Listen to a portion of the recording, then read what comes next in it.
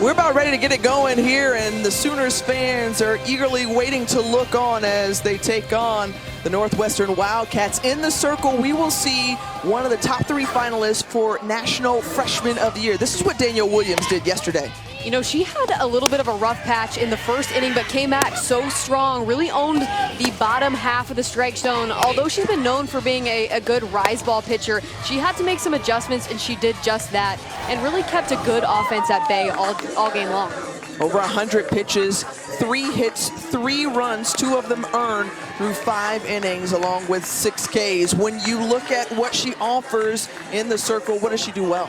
Well, you know, like I said, she throws that rise ball really effectively in the mid-60s. She'll drop her changeup about 10 to 12 miles an hour into the mid-50s, but she's got to continually change speeds and change planes to be effective, and we saw that a little bit yesterday. Where she did well was when she got the lower half of the zone, called for a strike early in the count, relied on her changeup later. As we take a look at the Oklahoma starting lineup, brought to you by Capital One, Sydney Romero, one of those players that was able to get a hit off of Williams, also scored 2 runs. She will lead things off. Also, Kaylee Clifton and Jocelyn Allo also able to have success against Williams. Now, Sydney Romero is one of the top 3 finalists for National Player of the Year out of San Diego, California, and what a senior season she's had. Is also the Big 12 Player of the Year. Yesterday, Sydney Romero did her job. Doesn't take many walks, but led off the game with the walk, got on base, and allowed the Sooners to put an early run up on the board. And that's exactly what you want as the 1 seed, is to set the tone early, and she did that.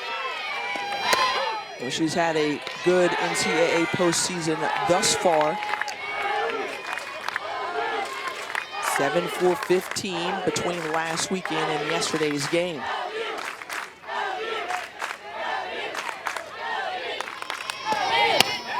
Swing and a miss there. Williams ahead in the count, 1-2.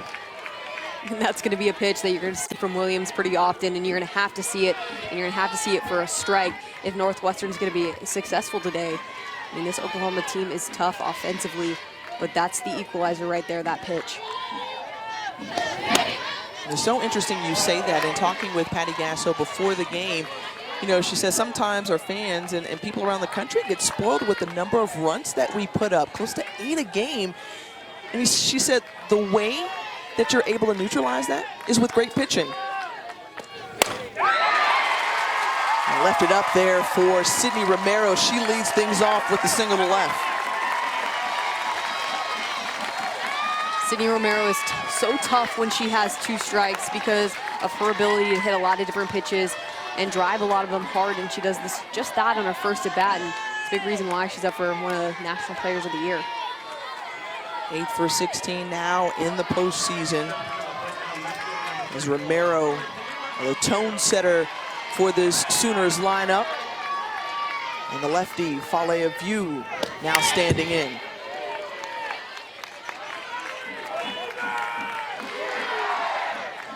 Just 3 hits yesterday for Oklahoma, but they were able to produce the 3 runs they needed in that shutout victory against the Wildcats.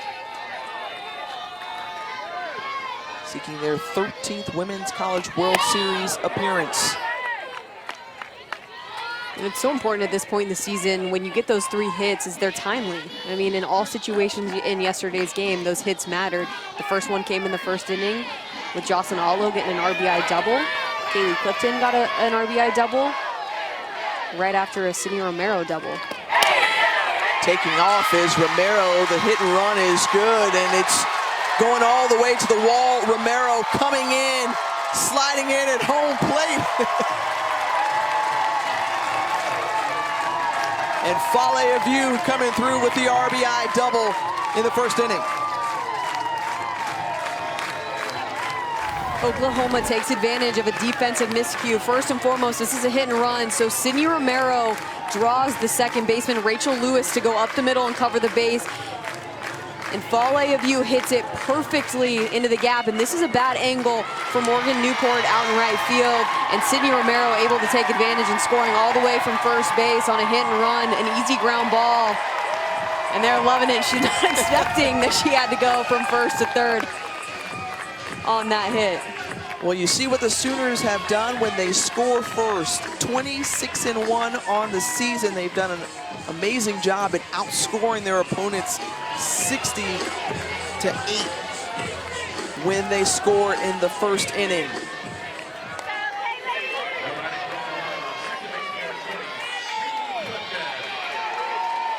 Kaylee Clifton now with another chance to knock in a run with a view at second base.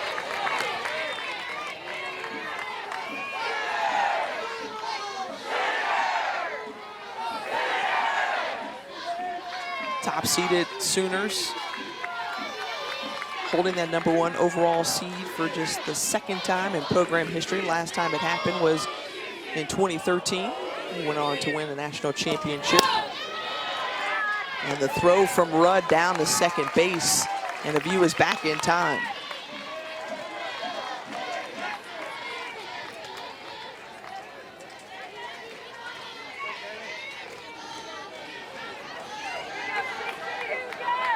These two teams met back in March. It was Oklahoma getting the best of the Wildcats in 2 shutout victories.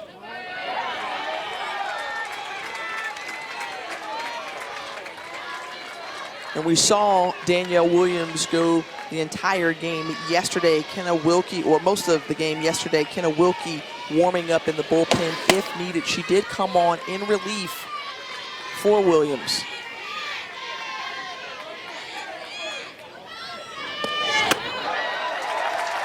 And the 4-pitch walk to Clifton.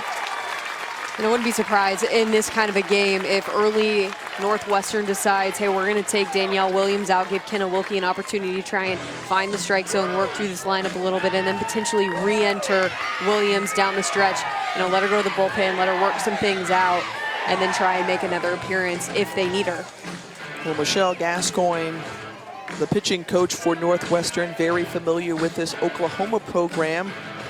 Alumna here, was the winning pitcher in that 2013 national championship. She said of Danielle Williams yesterday that it was okay to see a little jitters from her early on, and the fact that that's a good thing, that's a good sign. But what has helped to steady Williams all throughout the season is that freshman battery with her and Jordan Rudd, helping to look in at Rudd. And really that's the player that she needs to focus in on in those big moments, as Gascoigne and her 4th season as an assistant with the program. Her former teammate in the other dugout, Kaylana Ricketts.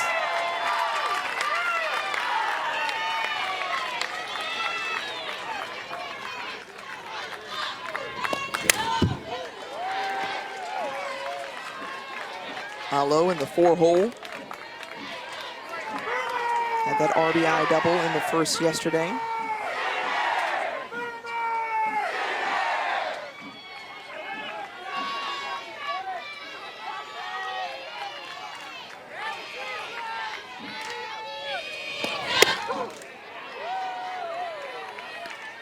Yesterday in her at-bat, Jocelyn Alo did a good job. It was a rise ball on the inside half of the plate. She got on plane, and I think that's something that consistently 1 through 9 the Sooner lineup does really well, is they really control the plane of their pitches and they keep their bat pretty level depending on what level they're hitting it at. Couple on the inside corner, and that one called strike 3 on Alo. Initially in this game, I thought that the strike zone was pretty tight, especially on the outside corner. But right here, Alo gets rung up on strike 3. And that's pretty tight. He's frustrated. But if you're Danielle Williams, you appreciate that, and you got to learn from that pitch and say, here's what the umpire is going to give me in this situation. If I can try and jam up righties or throw it really tight in their knees, I'm going to have more success, because the outside pitch so far hasn't been called as often. Well, Patty Gasso said that this is Michelle Gascoigne all over again. The fact that Williams can keep hitters off balance and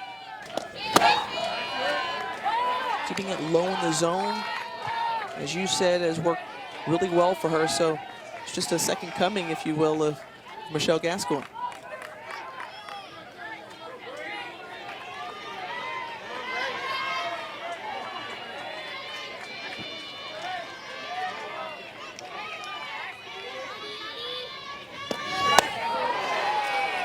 Grace Green swinging a miss there. Now 1 and 2 to the freshman. This is a nice job getting the changeup, the off speed. And this is where we saw Danielle Williams yesterday try and eke her way into some success. It was getting the lower half of the zone. Green pops this one up. And out to center field. Underneath it is Skylar Shellmeyer for out number 2. It's such an important pitch that you get on the lower half because it kind of gets the Sooner team a little bit out on their front leg, reaching, and obviously way off balance early through the strike zone rather than being on time and waiting for it. And this is also, similar to what we saw yesterday, is Oklahoma got things going early, got runners on base, and then the middle of the lineup wasn't able to come through with the big hit. Shay Knighton, one of those players who's had some tough luck as of late. She's been able to put the ball in play, but hasn't been able to find it to drop in any of those sweet spots. They left 3 on in the first inning, to your point, Kayla, yesterday. And Shay Knighton got on with 2 errors as well yesterday. Not super hard hit balls, but just you wonder if you look at a hitter like that, when is she going to be due? I mean, she's got to bust it open at some point. She's an incredibly talented postseason player. The throw back down to second once more, checking on a view. Second time already ready. We've seen Jordan Rudd try and pick off the runner at second, trying to be the aggressor in that situation and help out her pitcher any way she can. You see an opportunity where the lead at second maybe is a little bit lazy or they're slow to get back. It's a good opportunity to try and back pick them, pick up a cheap out.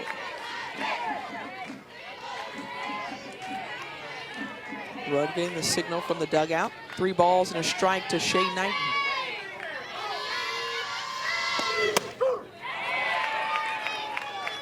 Steve McGowan behind the plate, and Peterson, Cody Little, Naomi Erdahl, our umpiring crew. So full count for Williams.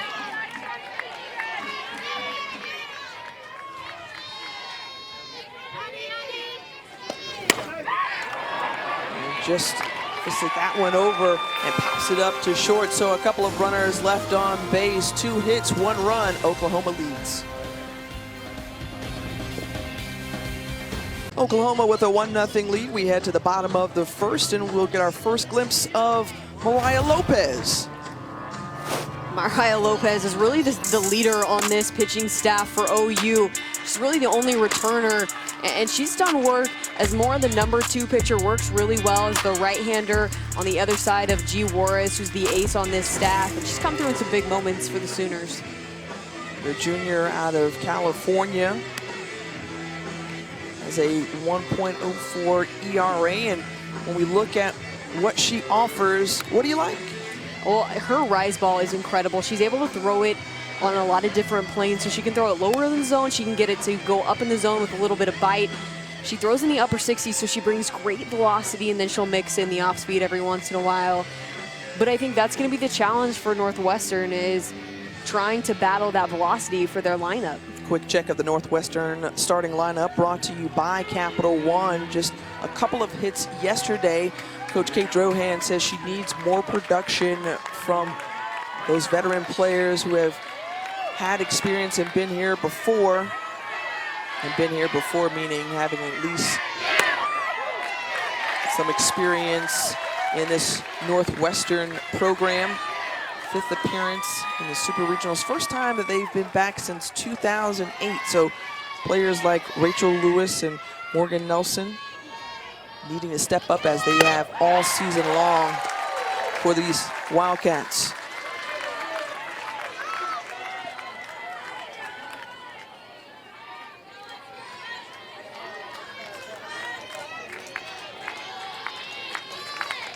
Lewis, the sophomore, who had one of the 2 hits yesterday with a double.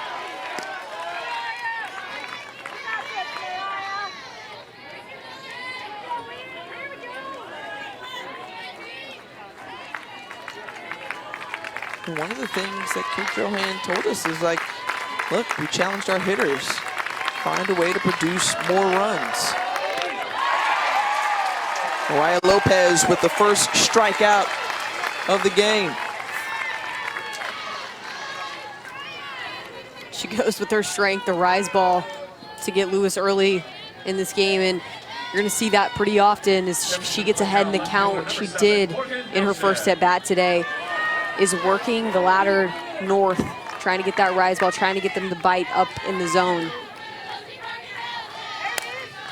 And that's why we saw G. Juarez be so effective yesterday. I mean, at one point she had thrown a first pitch strike to every single batter through about halfway through the second time around for the Northwestern lineup. Just pounded the zone. Really good control, really efficient, working the corners and using her spin. Mariah Lopez already got 2 first pitch strikes to the first 2 batters. Just trying to get her experience and her outing today to trend in the right direction. And G. Juarez looks on as her teammate, Mariah Lopez, trying to follow suit, pick up a win today, and head back to OKC. This one hit towards second base, goes into right field, and Morgan Nelson is aboard.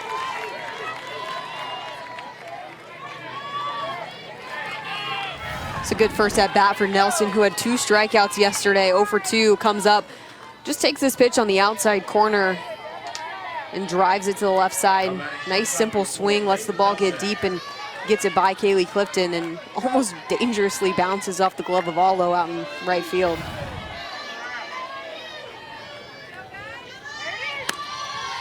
There was something else that Coach Drohan said, was that, you know, they're trying to hit the stuff that's moving more east and west, maybe sitting between your knees and about your belt throughout the strike zone, and not trying to nibble at the stuff down in the zone or up in the zone. And she said they took that pitch way too often yesterday against G. Juarez. And that's something that they're going to have to adjust, maybe attack more, and I think it's a good sign that Morgan Nelson hit that pitch early in this game.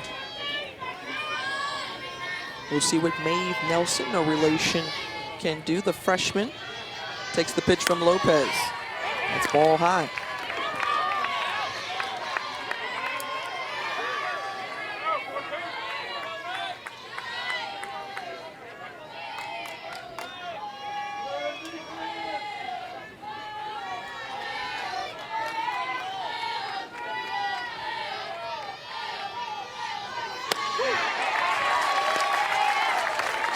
Now 2-2. We've already seen Oklahoma State punch their ticket to the Women's College World Series, downing the defending national champions, Florida State. Oklahoma trying to make it back, second Big 12 team.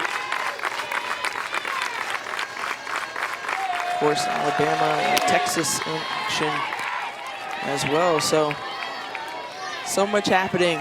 We could see all 8 head to Oklahoma City by the end of the day. It's the best time of year. Let's go. Let's punch some tickets. Full count to Maeve Nelson. Fouls that one off. We mentioned Northwestern, their 5th super regional appearance. They had 4 consecutive from 2005 to 2008. And then experienced a little drought 11 years later. They find themselves back in the super regionals, and they're facing off against the top-seeded Oklahoma Sooners. On the outside corner, called strike 3 as we take a quick check of the studio with Molly McGrath. Here at Jen Schroeder in Texas, fighting back from a 6-run deficit with this Shannon Rhodes grand slam. The half inning before, O'Leary gave up 5 runs. We watched Rhodes' mouth. You gotta fight. Well, we're watching her fight right now. 2-run ball game. Sorry. Caleb, bro, we'd love to know your thoughts on Bama's chances to hold on. Thanks so much, Molly. We'll put her on the spot in just a second. But we'll have to step aside really quickly as Grace Lyon tags the bag here from Oklahoma. Sooners up by 1.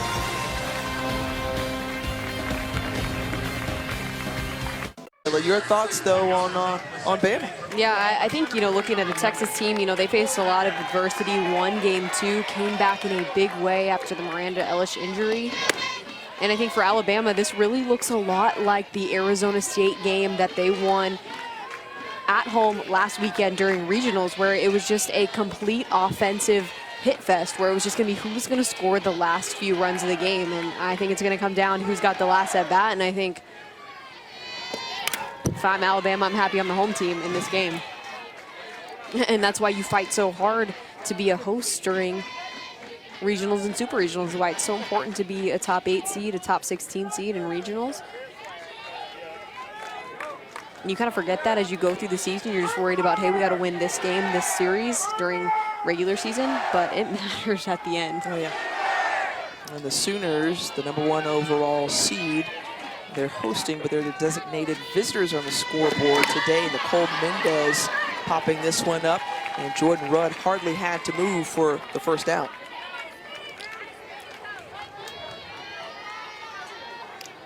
It's the only issue with, not the only issue, but one of the issues with this Oklahoma team and why they didn't do so well as the game continued, only put up 3 runs. The bottom of the lineup was the 7, 8, 9, 0 for 9 in their opportunities yesterday. Couldn't make things happen. Accounted for all 5 strikeouts from Williams.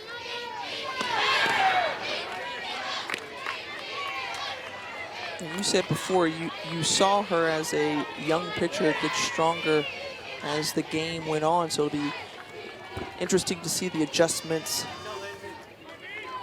that the Sooners batters will make, having seen her yesterday. Lindsey Elam pops it up, and now 2 down. And when you look at just how Oklahoma has produced all season long, they're first in batting average, slugging percentage, on-base percentage. When you're looking at runs per game, they're just behind James Madison as one of the top offenses in the country. I mean, they've just been able to do it all. But also this time of year, you're going against top-notch pitching. And so you expect it to be perhaps a little bit tougher. Well, I think what you mentioned earlier, talking to Patty Gasso, is that, everybody's spoiled because you see a Sooners team that just produces runs like no other in the country. And they play a pretty tough schedule. They have a good quality competition in teams like Oklahoma State and Texas and Big 12 play, and they dominated those 2 teams. However, I think you're exactly right. You get to a postseason game, a postseason regional or super regional, and eventually in the World Series, and you're talking about another level of competitiveness from the opposing pitcher, from the opposing team, and you're playing the best of the best that all want it just as bad as you do. And I think it's going to be important is when you look at this Oklahoma lineup moving forward throughout this game is you need somebody else other than maybe Sydney Romero, Kaylee Clifton to step up and get the job done. Then you're talking about big run support. The bottom of the lineup, you get on base and turn it over, I guarantee you Sydney Romero is going to come up with a big hit. She's done it in her entire career. Romero on deck, watching on as Grace Lyons, the freshman shortstop, gets her first AB of the game. 2 balls, 2 strikes with 2 outs. Now full count.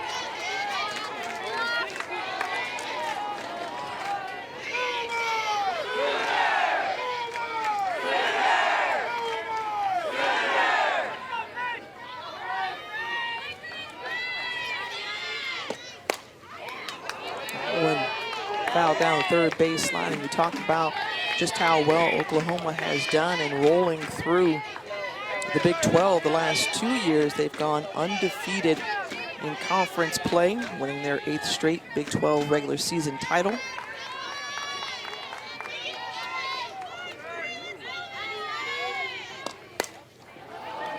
On the inside, just jammed and popped out once more. So a 1-2-3 inning for Danielle Williams. The Wildcats coming up to bat.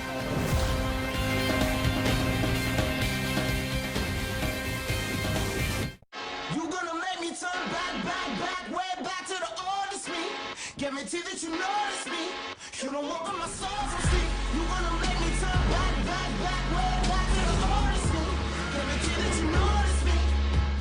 It's over? I thought you liked that I'm basic. Wendy's Made to Crave chicken sandwiches taught me I could do better than basic. Upgrade from basic, the barbecue chicken sandwich, avocado BLT chicken sandwich, and the sauce and bacon chicken sandwich. At Wendy's, we got you. Can you convince my dad to ditch his expensive wireless plan? Right now, you can get 4 lines for $100 a month. How about this brand new phone? Free! Well, I've always liked free. Switch to Boost and get 4 lines, each with unlimited gigs for $100 a month. Plus, get 4 free LG Stylo 4 phones.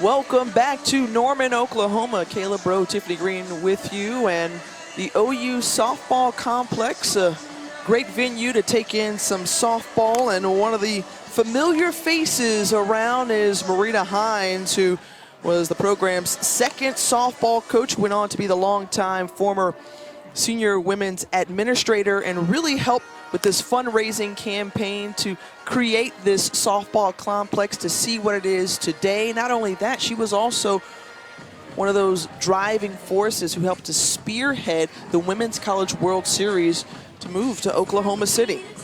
So she's taking in the game in right field and checking it out in the skybox. And, you know, just really humbly, she came up to us and said, "Hey, I'm Marita Hines." "Oh, okay, the field's named after you. How you doing? Nice to meet you." Yeah, she was telling us she lives in New Mexico, but she's got to come watch her Sooner girls play.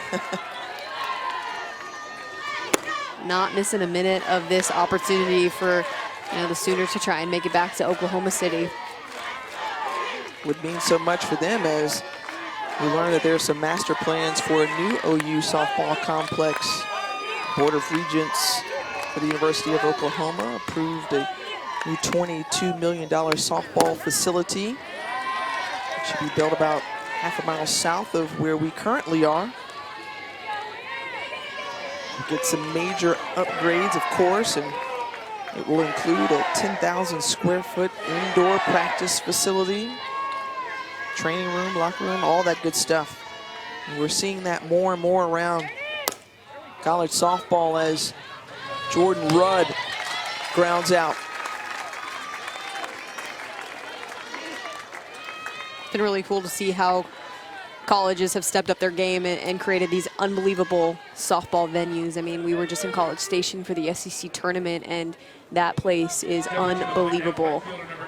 The Aggies have the best softball complex in the entire country now. And it's cool to see the growth and the investment in this incredible sport. We had 1,800 plus on hand yesterday to witness the first game of this Super Regionals from Norman. And look, fans are committed. They're dedicated. It's hot and humid. And they want to see some good softball. Mariah Lopez ahead of the count 0-2. Look at the lineup before the game starts. Yeah, we couldn't even park. Yeah. There were so many people out in front. It was unbelievable. It's a good environment. People love the Sooners here, obviously. And there's a dynasty that they get to see and see be successful year after year. And Patty Gasso, the head coach, has built a program that has cemented itself as one of the best in the country for a very long time. 4 national championships for the Sooners under Patty Gasso in her 25 seasons with the program.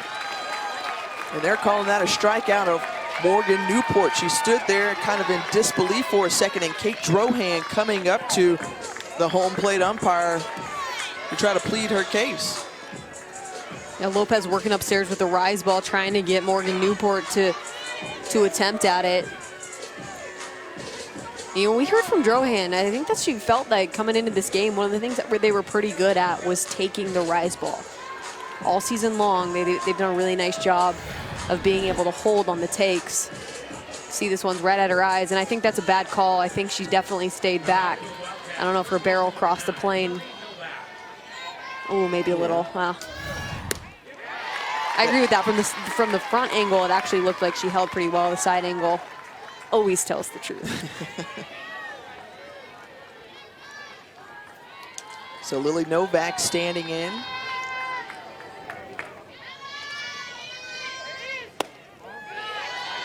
The 7-hole hitter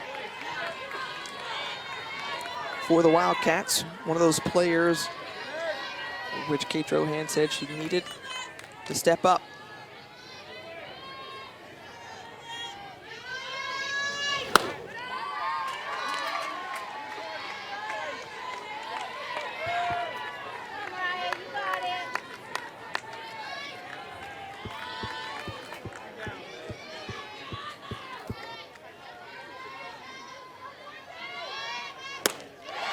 Swing and a miss there. It's a really nice pitch by Lopez. It's coming in with some good velocity and just going right at the hands of Novak.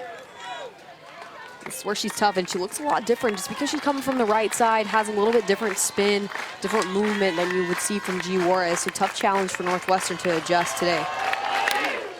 This one put it on the ground over to Grace Green. She tags first base, a 12-pitch inning for Mariah Lopez. She looks to be in complete control after 2. The National Weather Service here in Norman. Scattered thunderstorms have formed over the Texas Panhandle. And of course, flooding all throughout the Midwest. Hoping everyone can remain safe there as that ball came high in on Sydney Romero. But we have seen just some unprecedented weather over the last 7 days through Texas and Missouri, Oklahoma, Kansas. We're praying that everyone is safe and sound.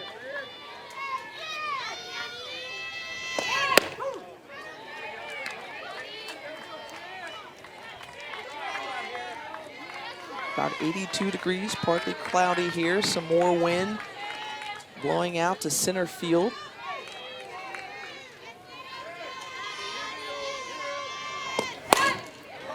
No, hits that one hard and foul. She singled in her first at-bat to lead off the game and came around to score on the Fall AFU double. For as much as we've seen the wind blow out and the conditions, we have not yet seen a ball leave the park in this super regional. Oklahoma 103 on the season. You got to think, you know, averaging 1.8 a game, they're due for some. But again, credit to Danielle Williams for the work that she's done. And you go back to the first inning, Sydney Romero helping to start things off for the Sooners. She just laced that pitch on the outside corner, and then the shift was on, moving on the hit and run. And Fall AFU picks up an RBI, and that might be the easiest RBI she's had, scoring a runner from first on a pretty easy ground ball to the second base side. When you think about just the Romero name and its relation to softball, her sister Sierra Romero was an All-American at Michigan, who was also subsequently a National Player of the Year, and now her younger sister Sydney is in line to perhaps win that honor. And I think what's interesting is that you obviously want to create your own legacy, and I think both of these young ladies have done an amazing job in doing so. Very comparable in a lot of different areas. The question is, will Sydney Romero be this year's National Player of the Year? She's got some tough competition with Megan Good and Rachel Garcia, the reigning National Player of the Year. Those two went head-to-head yesterday. The Bruins up 1-0 over the Dukes. They'll be playing later tonight. You'll want to check them out on ESPN. Second-ranked UCLA behind Rachel Garcia. She had 12 strikeouts and hit a 3-run homer as well.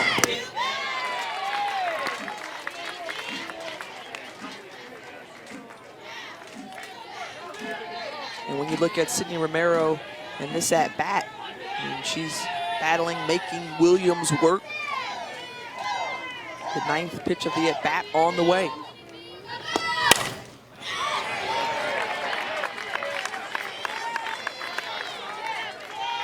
It's a really good at-bat. Sydney Romero just so strong on both sides of the plate, fighting off pitches, waiting for Williams to bring her something that she can hit, and that's a relative statement because she can hit a lot of different pitches. She can control the inside half of the plate, the outside. She can definitely hit a pitch that's not a strike well.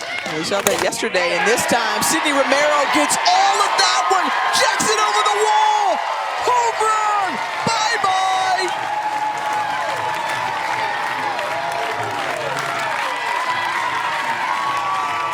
What a good at-bat for Sydney Romero. Battled off good pitches, battled off questionable ones, got one in her wheelhouse and attacked it. And she's such a veteran hitter when she's able to go in the plate. You can see she's constantly adjusting, recognizing what pitch she's looking for. She's even gonna be able to like open up her front side a little bit right before she hits. She backs off the plate and then she absolutely crushes it. So she's constantly moving, constantly trying to get something and get herself in a position where she can crush that one and sends it deep. Team leading 19 home runs on the season. And thus far during the Super Regionals, Romero has scored 4 of the 5 OU runs that we've seen this weekend. Talk about clutch. Yeah. This time of year, there are just certain hitters that step up, and Sydney Romero, without a doubt, is one of them. And this one just mishit off of a view.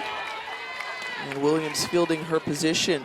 But that's one of the things that Patty Gasso mentioned, or excuse me, Kate Drohan mentioned, was the fact that when you watched yesterday's game, you saw the seniors, the veterans for OU versus the youth of Northwestern. Yeah, very big clash of different styles. I mean, you have a Northwestern team that has some incredibly young, talented players that are bursting onto the scene, and then you have this group of Oklahoma players that have 2 national championships under their belt. They know what it takes to get to Oklahoma City. They know what it's like to play in the postseason with a ton of experience and a ton of quality experience to be able to play in these games. And then, you know, for Northwestern, what an opportunity earlier in your career to come play in this environment against arguably the best team in college softball in the last 5 to 10 years. And Danielle Williams is fighting and giving the Oklahoma Sooner team a tough time at the plate in terms of thus far in yesterday's game. And there's just some times where you absolutely have to tip your cap, and that last at-bat versus Sydney Romero is one of those, because she sat there, she battled, she moved in the box, she adjusted until she got something that she could absolutely hammer, and she did that, and that's why she's up for National Player of the Year, and it's why she's one of the best hitters in the game right now. And she's a senior with the trip to Oklahoma City on the line. I mean, there's just so much you can talk about with Romero and the opportunity she has right in front of her. Absolutely, and I think too, I mean, this is a championship mindset that Oklahoma is bringing in, and they've done so year in and year out. It's no different. And they're 1 win away from going back to Oklahoma City. They're looking and have an expectation to try to find themselves in the Champ Series and garner another national title. You know, something that we continuously heard from not only Patty Gasso, but this team and these seniors, was that they're appreciative of where they are right now. They're not looking ahead. They're not looking down the road. They just want to enjoy each moment and each game that they have with their teammates, because they love this team. They like playing with each other, and they want to just keep that alive. So it's not, we need to win, we need to repeat, we need to do whatever to get to the World Series. We just want to have another opportunity to have another day with our teammates and enjoy the ride. I think you look in the dugout, you see a Shea Knight and you see a Sydney Romero, and I think it was Romero who said in yesterday's press conference that the fact that you know, we owe so much of our leadership to Katie Self and Aaron Miller because they were great examples for us. They taught us everything. And now they're in a position to lead, and the youngsters are just learning off of them, just like Jocelyn Allo following suit into the field, 2-run homer.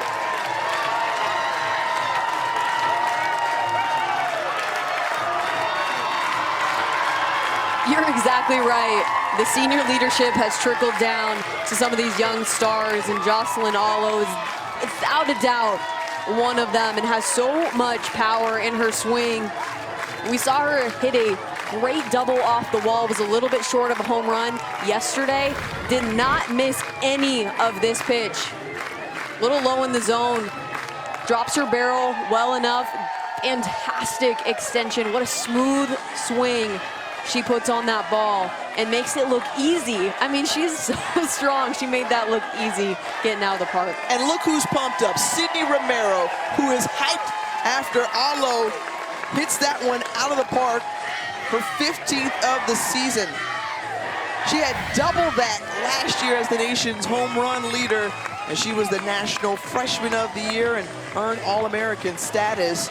And now Oklahoma out to a 4-0 lead over Northwestern. Finally, we came into this inning saying, hey, we haven't seen any balls hit out of the park. Oklahoma hits a whole bunch, more than 100, one of 4 teams in the country, and then boom, we get 2 right here. It's like we knew it was coming or something. Absolutely. You said you just put it out in the universe. You know what? I'm gonna call you Miss Cleo as your nickname. How about that? I'll take it. I'm gonna call you soon for the free reading, okay?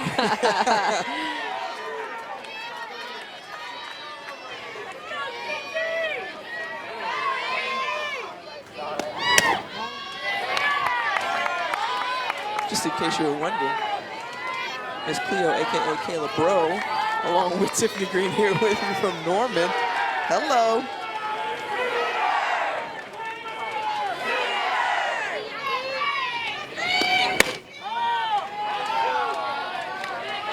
Grace Green standing in with 1 out, and that Sooners dugout is hype.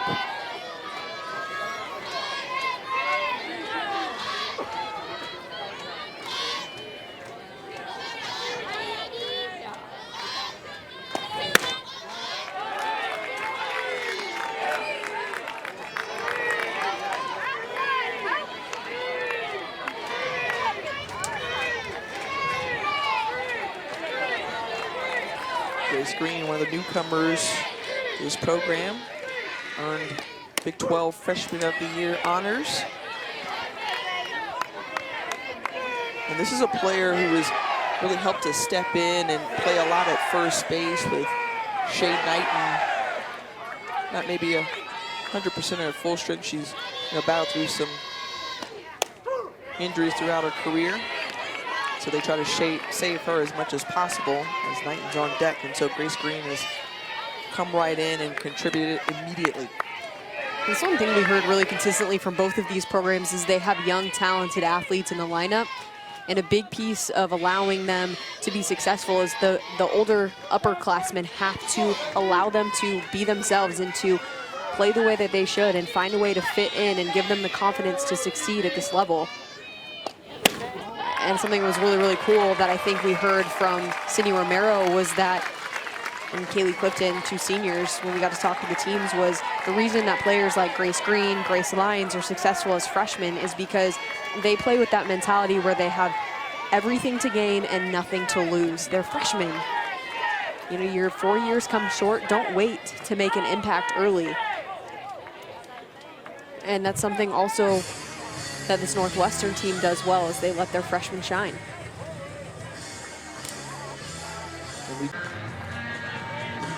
So the sophomore out of Braidwood, Illinois will come in. She'll inherit a runner at first base, Grace Green. With 1 out.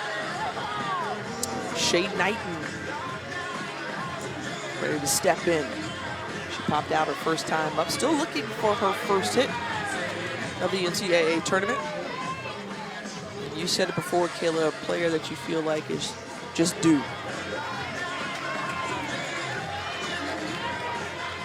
Getting Sooners rowdy and having feeling fun, it, huh? yeah.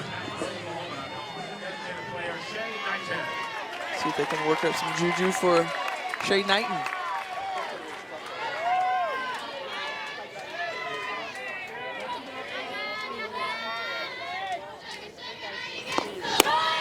And Grace Green taking off. Rudd not in time. And Grace Green with the stolen base. That's her 10th stolen base of the season. Takes a chance, trying to push herself into scoring position. It's a good slide straight into the base. Almost slips a little bit on two. Manages to stay in there. And this one could fall in the sweet spot, and it does. It drops. And the first hit of the NCAA tournament for Shay Knighton. And it doesn't have to be a pretty hit, but she does her job. Not only does she move Grace Green 60 feet further, but finds herself on first base. Opens up that front side and just kind of pops this one into right field. Gets a little bit jammed, but pushes it up and out enough, and Grace Green makes the easy read to be able to advance on the pop-up. So Green at third. Knighton with the single. Will have a pinch runner come in for her.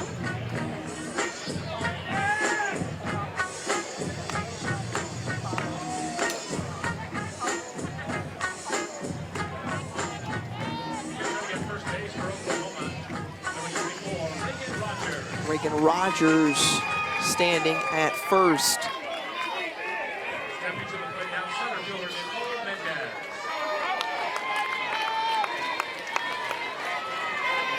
That brings up Nicole Mendez. So Mendez, the lefty.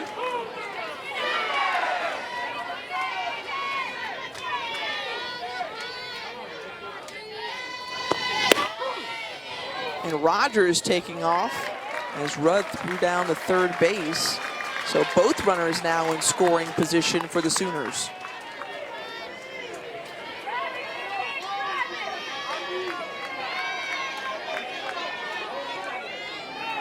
Good opportunity for the junior out of Houston, Texas, to pad some more runs on.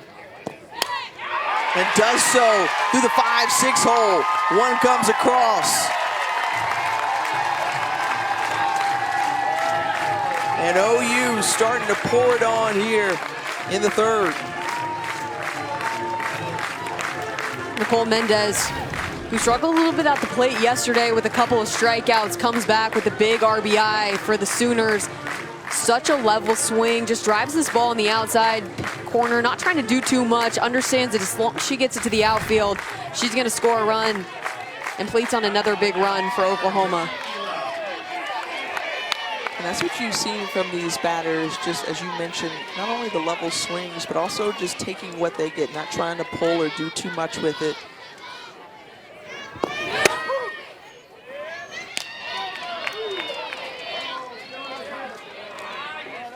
You get the feeling when some of these hitters are up throughout the lineup, they're not really trying to crush the ball out of the park. It naturally happens because they're doing everything right up till that point of contact. They're making sure they're on time, they stay on plane, they're picking up the pitch, making adjustments throughout their at-bats. And then the home runs take care of themselves. It's just good preparation. Laying down the bunt, the squeeze is on, and she's out at the plate. Rogers is thrown out. Patty Gasso is not happy, and the Wildcats defense has something to celebrate, at least for now, and getting out the runner at home. It's a gutsy call for the OU to try and get another run. Mac Dunlap at third does the glove flip. Ooh, I don't know about that. That's close. That the hand might have gotten in there. Barely touching the back corner of the plate. Yep, I think so. I don't even know that Rudd really got any kind of real tag or any kind of quality tag on her either. I mean, I get why Coach Gasso is really going out there and trying to hammer the umpires, because the way it looked probably from Coach's angle was that she could see that there was no tag, and depending on where the umpire was standing, you really can't see the gap between a tag in the uniform or a tag in the body. But that's a beautiful slide right there as well. When you go back and watch that on the replay, it looks pretty clear that she's safe, but in real time, obviously a little bit more difficult to see. And not only that, something that we saw at the SEC tournament was replay review, and that was just something that was experimental to see how it would go. And I think it could be something that we see in the NCAA postseason in years to come. Yeah, either way, that's a huge break for Northwestern and a big out. You saw third baseman Mac Dunlap made a really good play on that ball. It was a good squeeze play. It was a good bunt laid down by Elam. She just was able to flip it with the glove, make it a close play at the plate. The slide happened to be better, but you know what? Here we are. It's an out.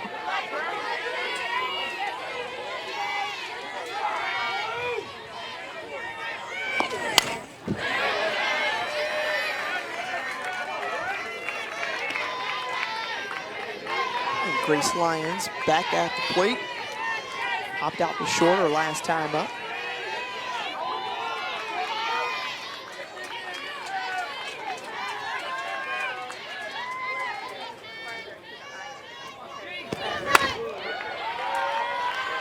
Lyons, who has stepped in at shortstop for the Sooners and comes in with a baseball background. It's translated wonderfully over to softball thus far.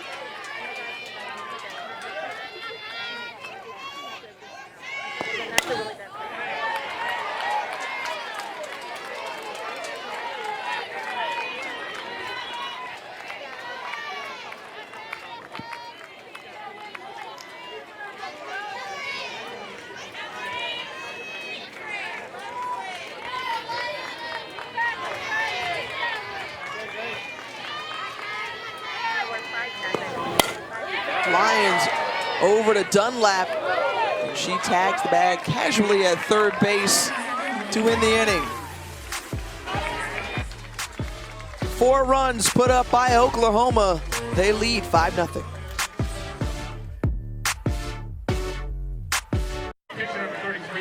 So will the Sooners be perhaps the third team that we will see today extending their season? Possibly so. We'll see. They lead 1 game to none over Northwestern. It's been so impressive this entire postseason to watch how competitive these games have been. And you look at the first 2 series, Oklahoma State getting the upset over Florida State, pushing it to game 3. Texas doing the same, making Alabama work as hard as possible to clinch a berth. And I mean, I think that speaks to how much parity is in the game and how much wealth is spread across the entire country. I said it earlier, it's the best time of the year for a reason. Mayhem. For sure.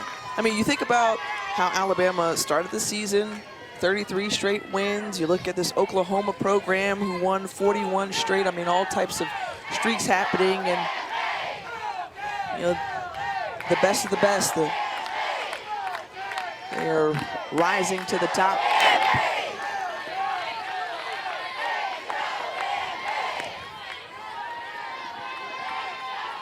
Welcome into Norman, Oklahoma, the top-seeded Sooners with a 5-0 advantage over Northwestern. Caleb Rowe, Tiffany Green with you as Oklahoma is just 1 win away from becoming the 3rd team today to punch their ticket to the Women's College World Series. Big stepping up of the seniors here, along with the sophomore Sydney Romero and Jocelyn Allo. Blasted shots in the top half of the inning. 4th spot for the Sooners to help give them the advantage over the 16-seed Wildcats. Oklahoma's come out in this game looking like a well-oiled machine. Mariah Lopez getting the start in game 2. Done a good job so far getting ahead of batters, working speed, and really hasn't given up much to this Northwestern team.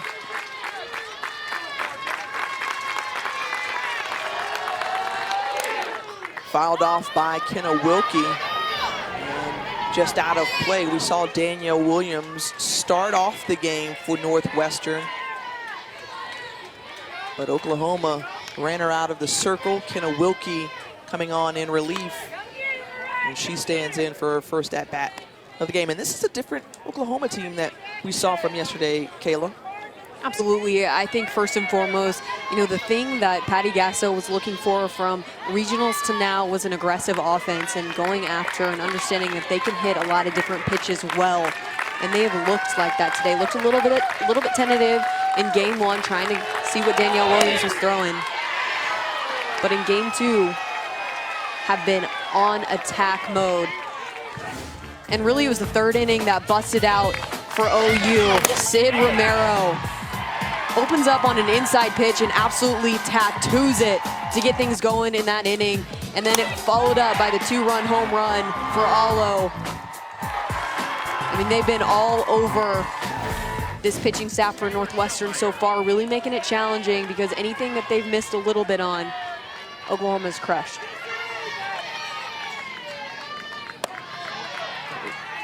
Accustomed to scoring about 8 runs a game. They put up 5 so far. As we told you, Romero and Allo with the home runs. And how about Mariah Lopez thus far? 2 1/3 innings pitch. And 3 strikeouts. Following up the performance that we saw from G. Juarez yesterday, who had a complete game shutout. Struck out 11 in that one. But now Northwestern facing off against the hardest thrower on this Sooner staff.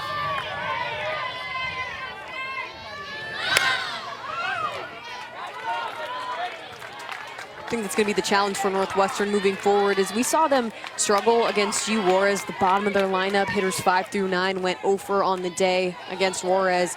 And how can they more consistently put the ball in play? How can they battle? And Coach Drohan was asking them, hey, we need to hit that curveball that's breaking over the middle of the plate a little bit more to lefties.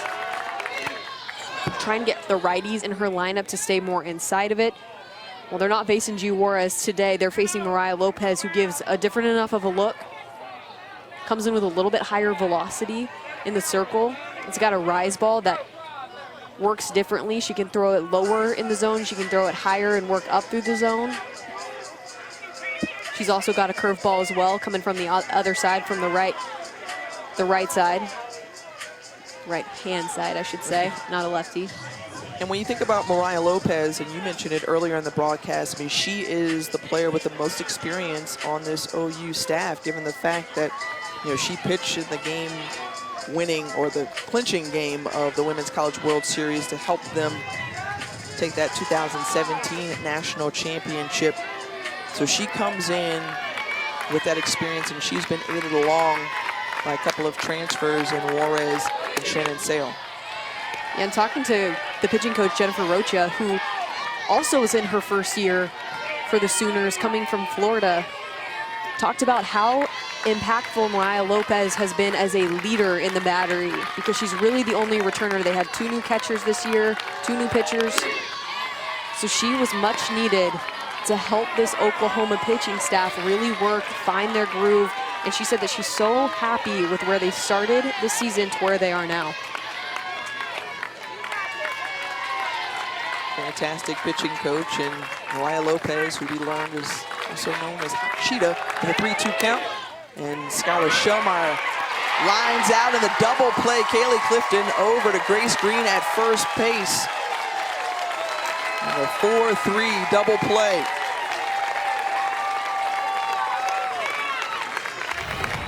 This is an easy double play for the Sooners as Wilkie gets way too far off on this one.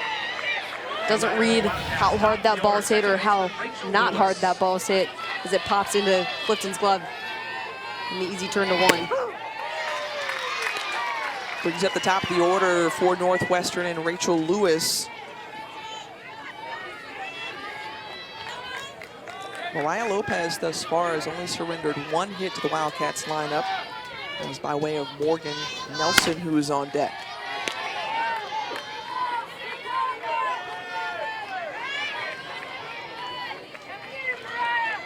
These two teams faced off back in March.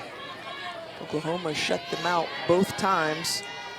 Kate Johan says this is a different team. They learned a lot from that weekend, hoping that they can be much more aggressive. Felt like they had faced a lot of top pitching the last couple of weekends. They felt good about their game plan. Now they've got to execute it here. Try to dig themselves out of a 5-run hole. And it's key for these hitters to not try and do too much, but really go with that mentality of chipping away at this score, trying to get a run every once in a while, a run or two every inning or so. That's really the only way you're going to be able to get back into this one if you're Northwestern.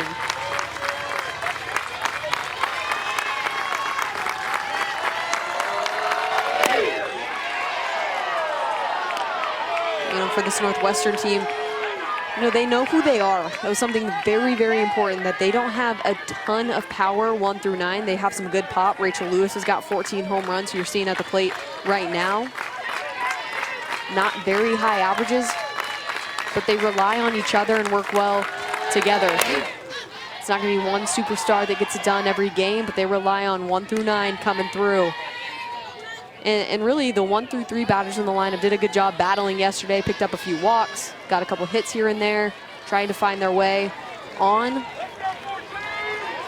But it was really the bottom that struggled. And we talked about that a lot yesterday in the game, is that they have 5 freshmen in their starting lineup that have never played. In fact, none of these players have ever played in a super regional. But they embrace this big moment, and they say that they're not intimidated by it. In fact, Kate Johan said, look, we know what to expect. No team and no moment is too big for us. And this is a Northwestern team that, once again, they know who they are. They're not, like you said, not intimidated, but they also rely on the pride of doing the little things, making sure they have a really stout defense, good control in the circle, and then coming up with a few timely hits is what's gotten them here so far. Just going to try and continue that mold and get back in this ball game.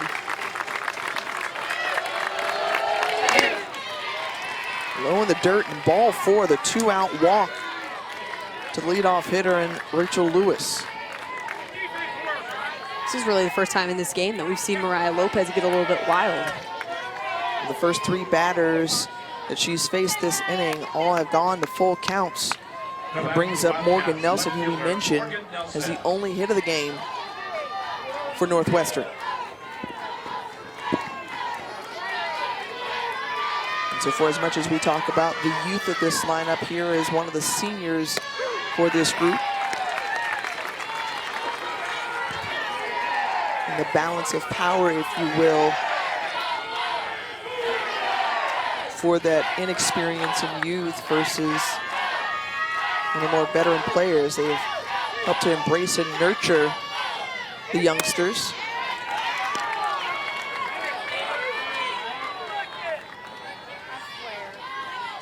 It's a team coming off their best conference record in program history, going 21-2 in Big Ten play.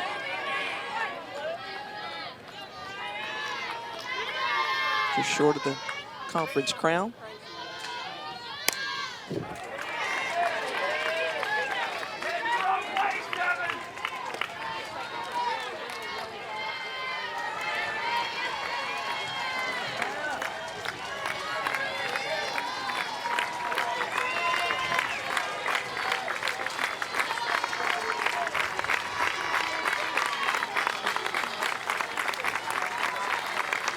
Lopez looking on and delivers the strikeout.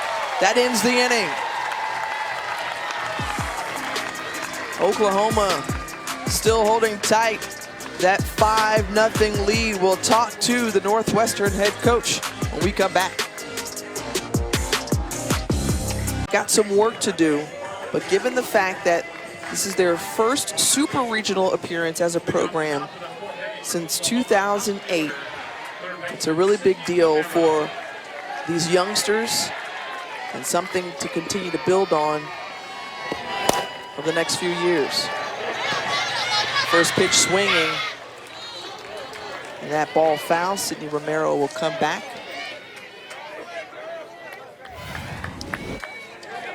This is a good effort by Novak to go try and find the fence. Just gets tripped up a little bit, not able to hang on to that ball. But this Northwestern team was so strong through Big Ten play until they ran into Minnesota. And I think, there's a reason that Minnesota's here, still playing, still alive here in Super Regionals with a win under their belt. Could clinch a trip to OKC today. But, they face somebody that throws with a high velocity, and Amber Pfizer really struggled to get runs across the board as they lost 3 out of 4 to the Gophers. Minnesota in action tonight at 6 p.m. over on ESPN2 as they'll take on 10 seed LSU. Gophers with their first Super Regional win, trying to clinch today to make their first ever Women's College World Series appearance.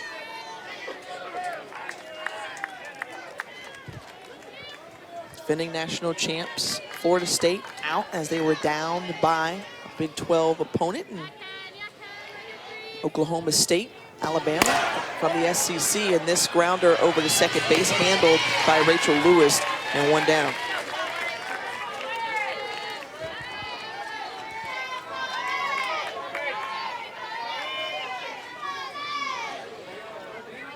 Have the potential to see a really well-balanced Women's College World Series this season. Talk about the Sooners making it and Oklahoma State potentially out of the Big 10, so you could have a Big 12, excuse me. Minnesota from the Big 10 potentially. They are able to win.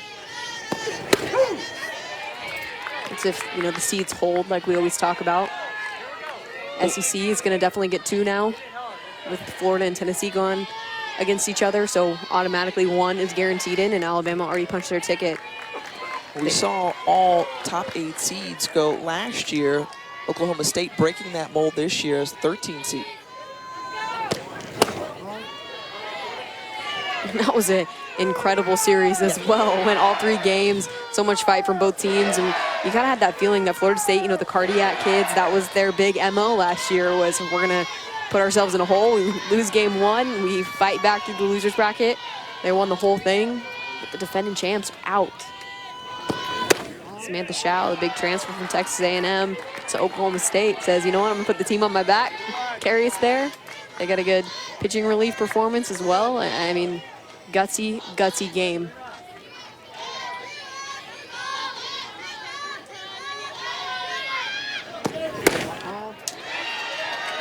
And that's the thing, is when you get to this point in the season, it's just so hard to win a 3-game series. And that's why it's so important, when you're in conference play, is to try and battle to win every series that you possibly can, because it's important. How can we scrap together 2 wins out of 3 to get us a berth to OKC?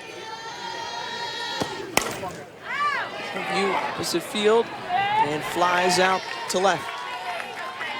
Well, SportsCenter tonight after top-ranked boxing, have highlights and reactions from the Bucks-Raptors Game 6, plus a breakdown of the Warriors' quest for another title and a recap of Red Sox-Astros. SportsCenter after boxing on ESPN and the ESPN app.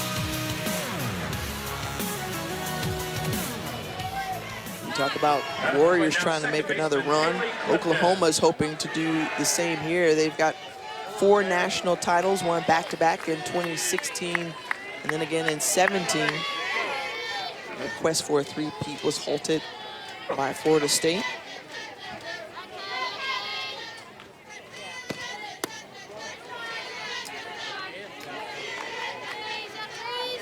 But they're just, they're regulars in OKC, not too far from here, just about 30 minutes outside of Norman. Everybody will be ready to get it going starting May 30th. That's next Thursday from Hall of Fame Stadium. Sydney Romero already with 2 national championships under her belt. Yeah, we talk about getting there is hard, but once you're there, I mean, I think that anybody is going to have an opportunity to win the whole thing this season. It's going to be who's going to step up, play the best, when it matters most. You have some superstars that could potentially be there. You know, Sydney Romero is one of them. You look at the battle going on right now in Westwood with Megan Good and Rachel Garcia, who absolutely stepped her game up yesterday after giving up the home run in the first. You could just tell she was like, you know what, I'm going to play on a completely different level. Hit a home run herself, got her team back in the game, and pitched lights out after that. There was literally a look in her eyes of fire that you saw, and she just like turned it on. And that's what always makes you scared sometimes as an opponent when you're facing against an incredible team like UCLA, like in Oklahoma. There's that fear of waking a sleeping giant. JMU comes out in the first inning, pops a home run, and then all of a sudden UCLA steps up. Oh, they're coming to play. I'm going to step my game up even more. And the same thing happened. I think, you know, OU yesterday had an opportunity to distance themselves earlier from Northwestern in terms of run production. They didn't take advantage of that opportunity. They woke up this morning and had a different train of thought, different mindset.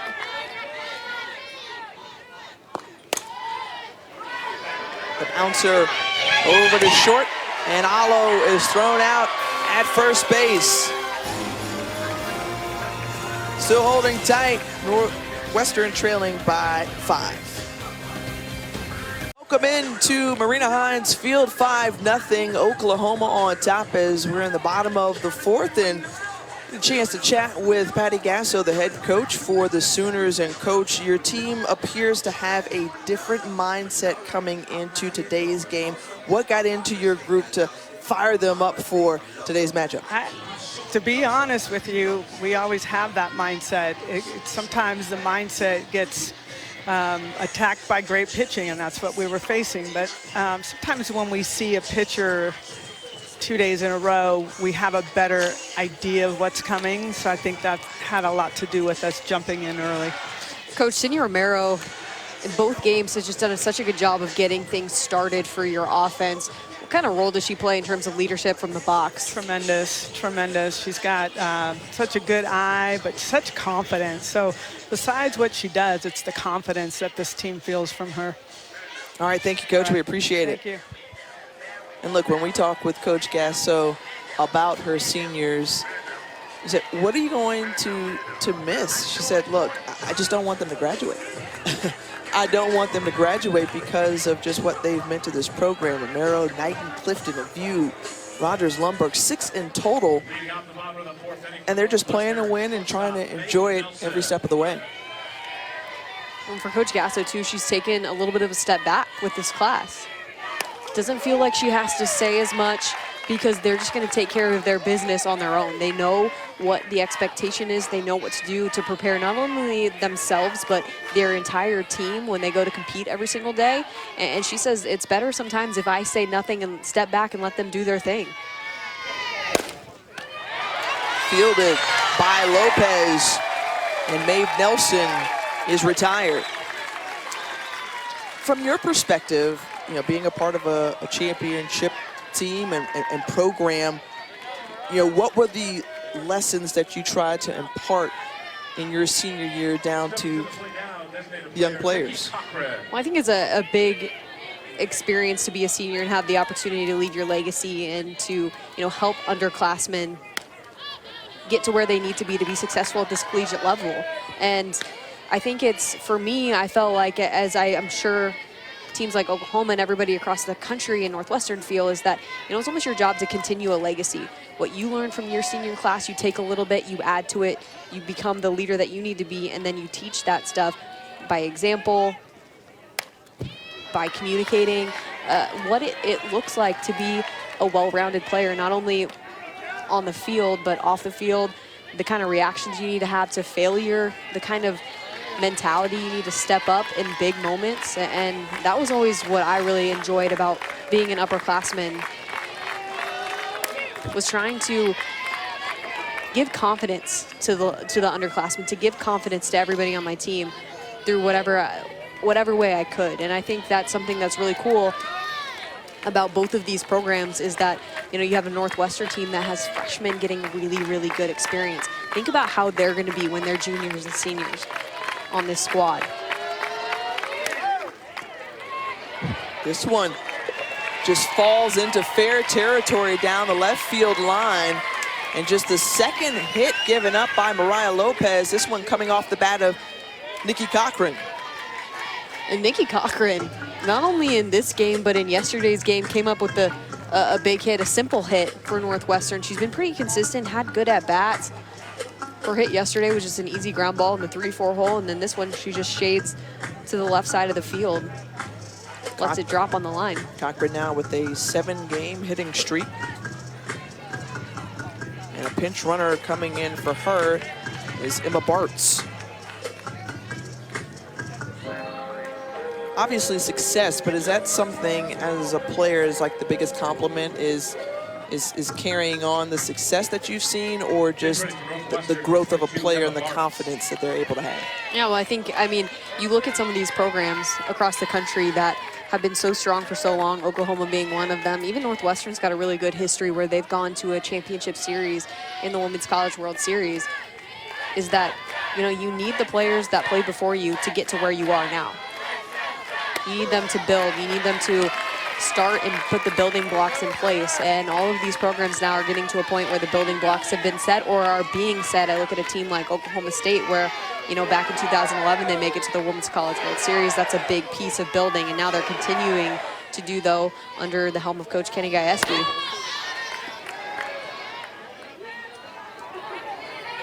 And that's so important, is to know where you've come from, know who's come before you, and then to, you know, respect them enough to set your own legacy and build upon it. Northwestern down by a game, seeking their 6th Women's College World Series appearance. You mentioned they went to the championship series where the runners-up back in 2006. Lopez going over to second base, and then the wild throw to first. So they tried for the double play, didn't get it, but they did get the lead runner. Yeah, an uncharacteristic error here from the freshman Grace Lyons, shortstop. Just sails this one a little bit too far. I think she had a good opportunity to make this double play, but I think the runner interfered with her ability to throw on a line. Wants that one sail. Not too much harm, though. The best fielding team in the country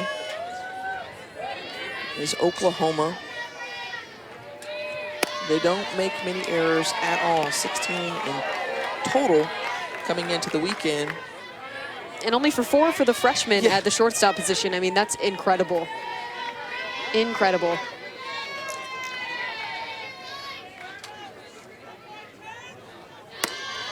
I mean, in 42 of their games, they've been errorless this season. That is a huge stat.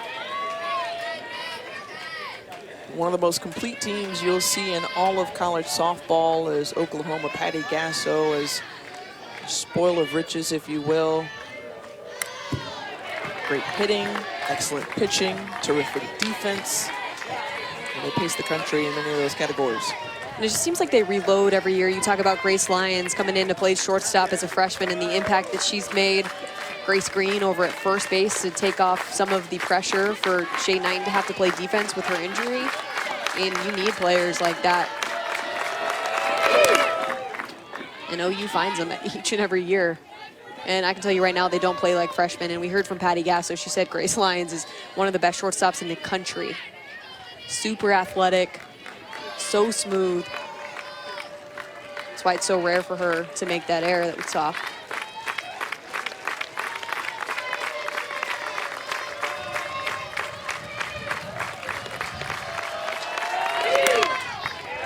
This one put in the air, popped out to Lyons, and Morgan Newport is retired. That does it for Northwestern as we head to the top of the 5th.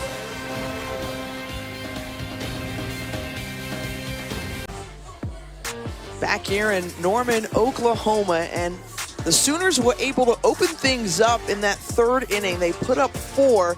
That's how they moved out to this 5-0 lead over Northwestern, as the Sooners just 1 game away from punching their ticket to the Women's College World Series. 7th time hosting Super Regionals. As Grace Green walked in her first at-bat.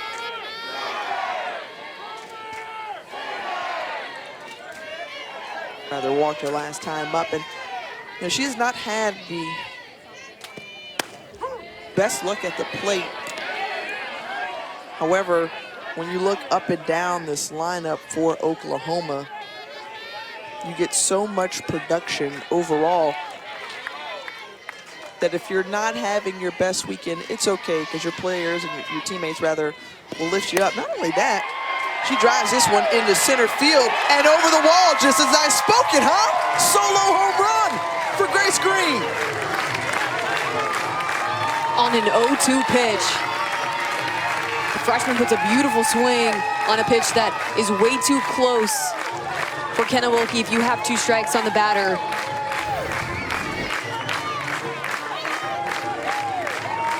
Breaks just a little bit too much over the plate. Grace Green so strong, so smooth.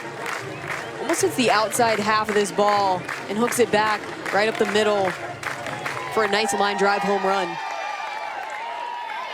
The Big 12 Freshman of the Year, hitting her 2nd home run of the NCAA tournament. She helped lead this team with 27 RBI during Big 12 play. And now stretches this lead out.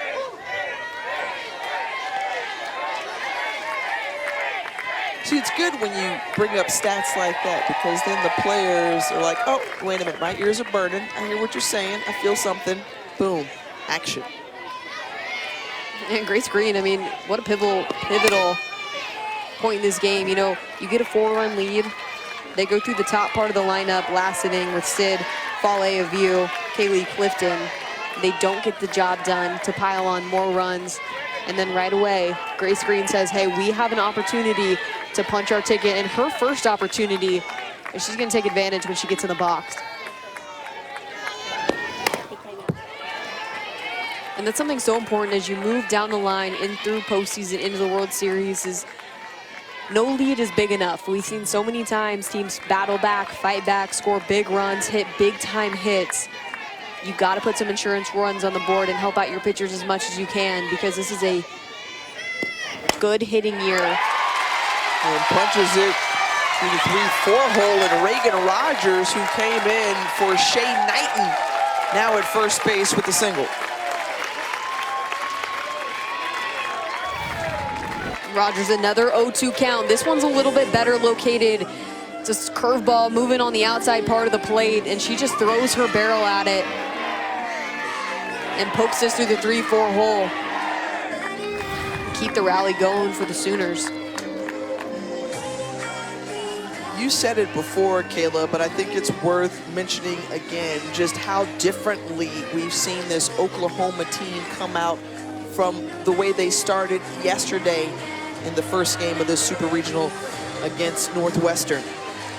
Well, there's such an intimidating lineup 1 through 9 to face, and I think the biggest thing that you do if you're the Sooners, if you're being a little bit tentative, if you're looking at third strikes, you give that confidence to the other pitcher. Danielle Williams and Kenna Wilkie really haven't had an opportunity to gain much confidence today. They haven't had an opportunity to get comfortable. You saw right there 2 hits on 0-2 pitches. Those are usually ones where pitchers dominate. They get something movement, they get something off the plate, they take a break on a pitch. Oklahoma's not letting them take a break. You talk about the intimidation factor. I mean, 7 of the 9 hitters in the lineup are hitting better than 300. Nicole Mendez is one of them. She's at the plate. She had that RBI single back in the 3rd inning as the Sooners were starting to pour it on.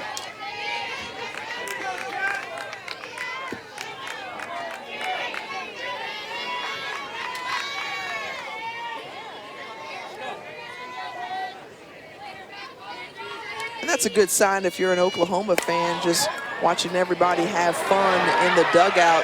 This one caught by Shellmeyer. She was nearing Morgan Nelson coming over from the left field position, but Shellmeyer holds on. And both are trying to call this ball off, but call definitely goes to Shellmeyer in center. And she takes ownership and goes and makes that grab. Once again, you talk about freshman impact players. Shellmeyer, another one of them, getting the opportunity to play center field. And when you really look at this lineup, you have a freshman in center field. You have a freshman behind the plate in Jordan Rudd. You potentially start a freshman with Danielle Williams. Just surrounded by freshman studs up the middle. Pinch hitter now for Oklahoma, Kylie Lundberg. Coming in, Reagan Rogers taking off, and she's in safely at second.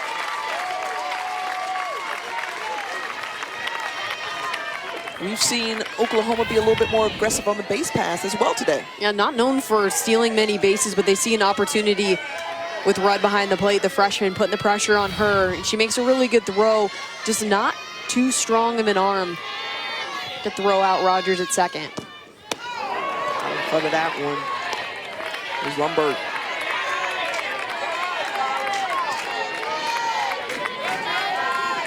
Senior out of Lakewood, California.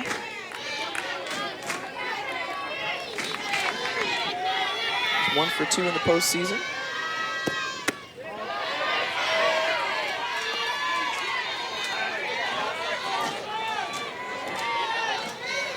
And if you're Oklahoma up 6 runs and win the 5th inning, you might be thinking run rule, which would be in effect here. They're able to put up 8. Instead, Wilkie retires Lundberg. Well, the Women's College World Series returns to Oklahoma City. The action begins Thursday at noon Eastern, live on ESPN. For more information on the 2019 Women's College World Series, go to NCAA.com, the official online home for all 90 NCAA championships. I can't wait to see everybody in Oklahoma City. It's going to be a great time. That's the destination, and just days away, we'll see 8 teams there. Oklahoma could very well be one of those teams. No place you'd rather be as a softball player than in OKC in late May and early June. That's the dream. This one, Nix Grace Lyons, she'll trot to first after the hit by pitch. And I think being there is one thing, but going there to win is another. And that's something that Patty Gasso and her crew has done since she's taken over. 4 national championships under the Hall of Fame coach. Top of the order for Oklahoma, third baseman Sydney Romero. They feel like they've got a good shot to perhaps grab another. Got to get through Northwestern first, and Sydney Romero back at the plate. She's had a great day so far. 3 hits to her credit, including a couple of home runs. I mean, she backed off the plate to try and turn on this pitch. I mean, she's so explosive in the box. She gets a good shift in her weight. She really gets a good load. She explodes, has so much momentum and energy that she drives forward. That's why she's able to get a lot of power in her swing. I mentioned a couple of home runs. A couple of home runs came in that 3rd inning. She was one of them, the solo shot, and then Jocelyn Allo had the 2-run bomb. Yeah, and Romero, even when you're going to see she's going to get a little bit of a knee hike. Going to drive that foot into the ground and try and pop her backside hard to the ball and quickly.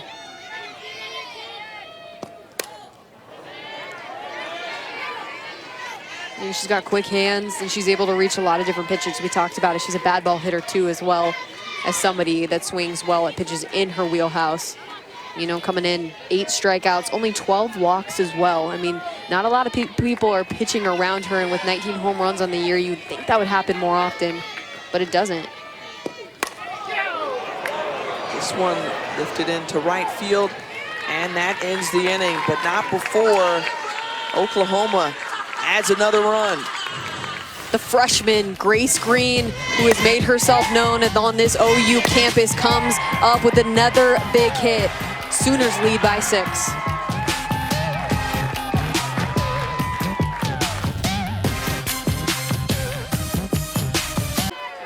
Well, thanks so much, and we got a chance to see Kelly Barnhill back at that SEC tournament, help the Gators go on to win the conference tournament championship, and that's a team that's rolling right now. Oh, without a doubt. I mean, Kelly Barnhill stepped her game up to a different level, started mixing in a little bit more strong pitches on the bottom half of the plate and trying to sprinkle in a drop, work her two-seam fastball, because her rise ball consistently this year was getting hit. And, you know, kudos to a player in her senior year in the last few weeks making a big-time adjustment and getting better and stronger, and that's the biggest improvement that we've seen from Kelly Barnhill probably since the start of her career until now.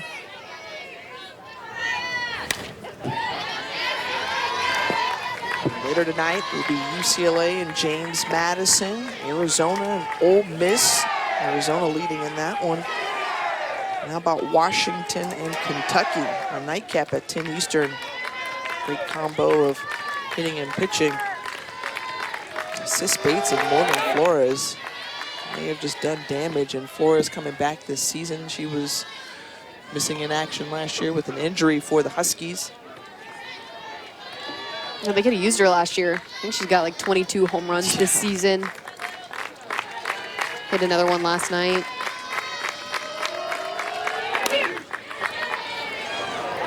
Into right field, and Allo is there. One down. How many home runs have we seen this season, Kayla? I mean, it's just been bombs away. Well, it was interesting. I think a couple weeks ago, you and I were working together, and they pulled up a graphic of how many more home runs have been hit this season compared to last season, and we had like 2 or 3 weeks left of the season to go. I mean, the power numbers have been unreal.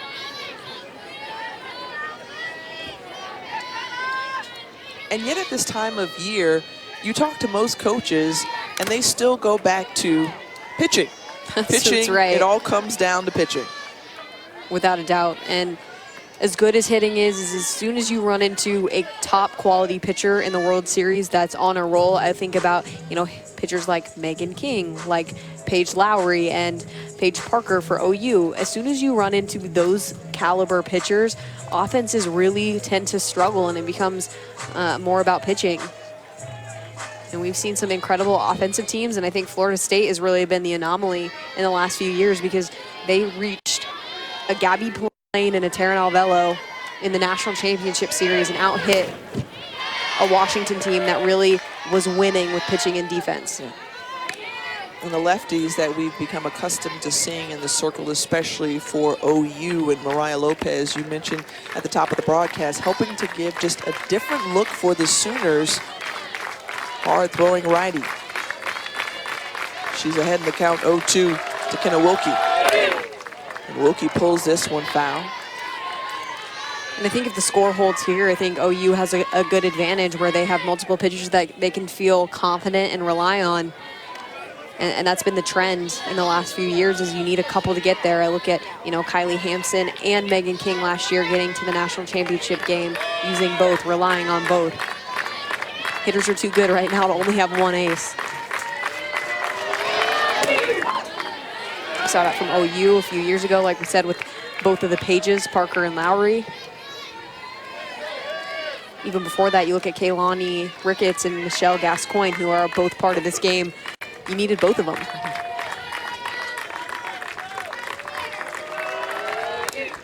Going upstairs and chasing that one is Wilkie, and she's retired. Another strikeout on the day for Mariah Lopez. That's her 5th. Speaking of good pitches, I mean, Mariah Lopez goes upstairs with the rise ball on the inside half of the plate. That's coming in at the hands and up at the eyes when that pitch finishes moving through the zone. Wilkie just not able to hang. For as well as Mariah Lopez has done today, we're going to see a change in the circle. A new arm coming on for Oklahoma. We'll introduce you to her when we come back.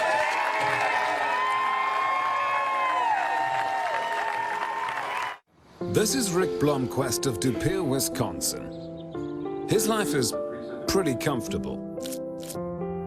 Rick Blomquist thought he had comfort all figured out. But then he laid on a Serta and realized his life was only just sorta comfortable. I've been living a lie. The Serta iComfort Hybrid Mattress. Not just sorta comfortable, Serta comfortable. Save up to $600 on select Serta iComfort sets at the Memorial Day Instant Savings Event. Stop painful grinding with Dentek's new Ultimate Guard. Replace bulky guards with ultra slim protection. Dentek's cushioned bite pads protect all teeth from touching. Ultimate protection and comfort. That's the Dentek difference. This is Bai. On one hand, it's healthy, but on the other hand, it's delicious. Healthy, delicious. Healthy, delicious. Healthy, healthy-licious. I like that. Bai. Great flavor and good for you. A taste of both worlds. Hey! Welcome back here to Norman, Oklahoma. Mariah Lopez is done as we take a look at our Capital One rewarding performance, and the junior righty did an outstanding job today. Yeah, really nice job, especially with her rise ball. Works that so well up in the zone, induced a lot of swing and misses, got ahead in the count early, and so that's why that pitch was so effective today. Pound the lower half early, go upstairs with the rise ball, and it gets you 5 strikeouts. No runs allowed, only gave up 2 hits, struck out 5 through 4 2/3 inning as Shannon Sale takes over for her now in the circle. The junior transfer came over from Florida International.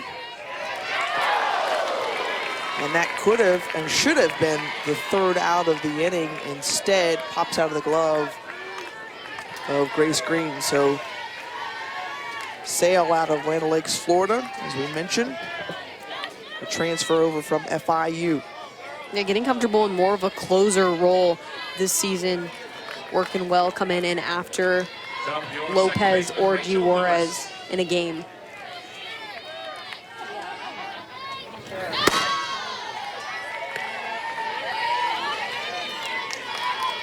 She's going to throw more in the upper 60s. She can definitely throw to all quadrants of the strike zone, has a variety of pitches, rise, drop, curve, screw, and she's primarily going to try and close the door. She has a tendency sometimes to be a little bit effectively wild. Can let her spin and movement get away from some corners of the strike zone. But when she attacks the strike zone is when she's really successful, still trying to get better at that asset of her game. She was a standout at the mid-major level. Conference USA Freshman of the Year, 2-time All-Conference first team selection. And they're giving up 12 runs this season.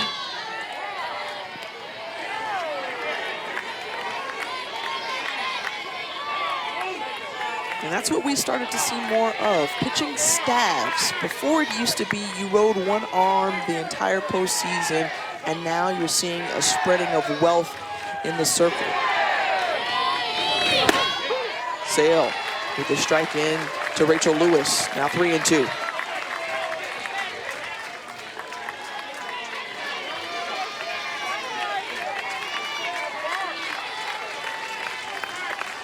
Sooners fans starting to wake up a little bit more here. Looking to end the inning and get a little bit closer. Perhaps another trip to the Women's College World Series if this score holds.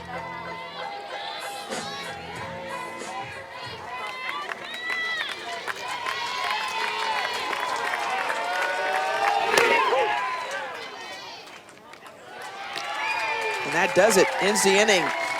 Shannon Sale strikes out the batter. Into the order coming up for the Sooners.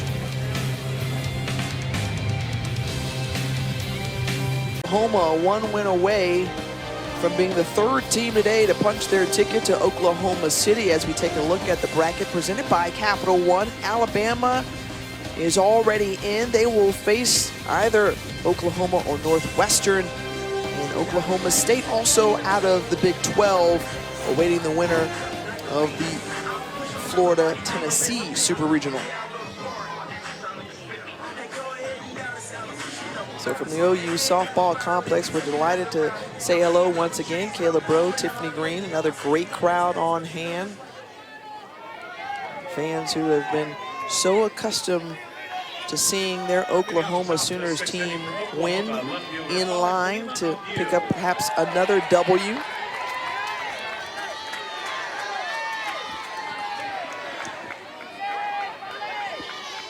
Leading things off is Folly of You.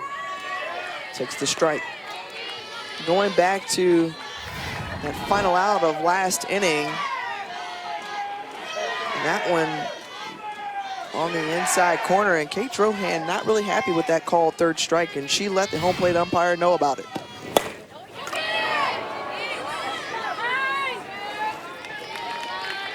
Yeah, and I like that coach, even though this game's 6-0, still going out there fighting for her team, saying that everything matters at this point. You know, it seems like an easy call for the umpire to make. You know, they're up 6, no big deal. Well, it's a big deal to this Northwestern team. I think that pitch was just a little bit too far on the inside corner to ring up Lewis for the third out of the inning. And if you're a player, how does that motivate you seeing your coach go out there and fight on your behalf? Yeah, I think it's a big deal. I think you always want to play for somebody that's going to want to go and fight for you. And usually nothing really comes out of it.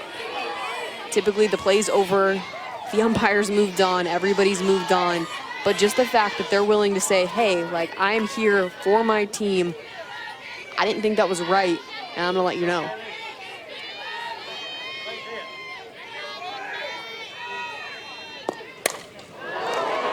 You know, what's hard is that, you know, you're facing a team as good as Oklahoma. You need the corners called, and Coach Drohan really trying to keep her cool in the dugout because she understands that you can't give this team too much over the white part of the plate or they will absolutely demolish those pitches. And we've seen a couple of jacks out of the ballpark, one coming off of Sydney Romero's bat, another one from Jocelyn Allo, who was on deck. And if you're a pitcher, you're already trying to figure out the strike zone, but you as a coach have just as much invested, and you're looking on and you're saying to yourself, you know, sometimes, at least that's the feeling that you may get when you perhaps don't get the call that you want, knowing that your pitcher's in there trying to place in the right spot. This one going opposite field, over the wall! And Marina Hines is celebrating on the deck.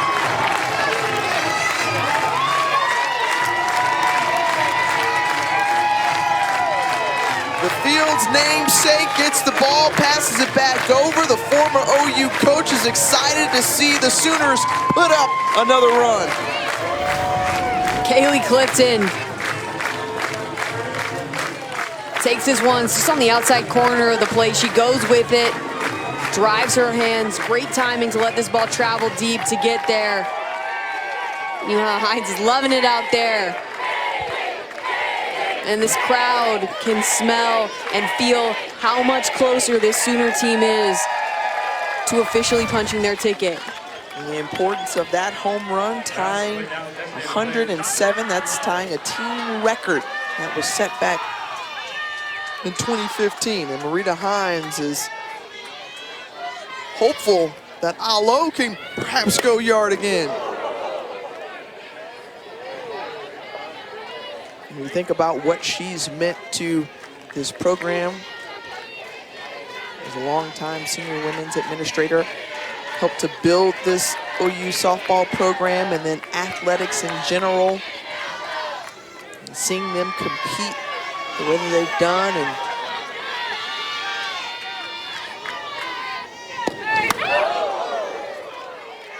help raise money for this field, this OU softball complex, and because of her hard work and her sweat equity, if you will, a new one is on the way.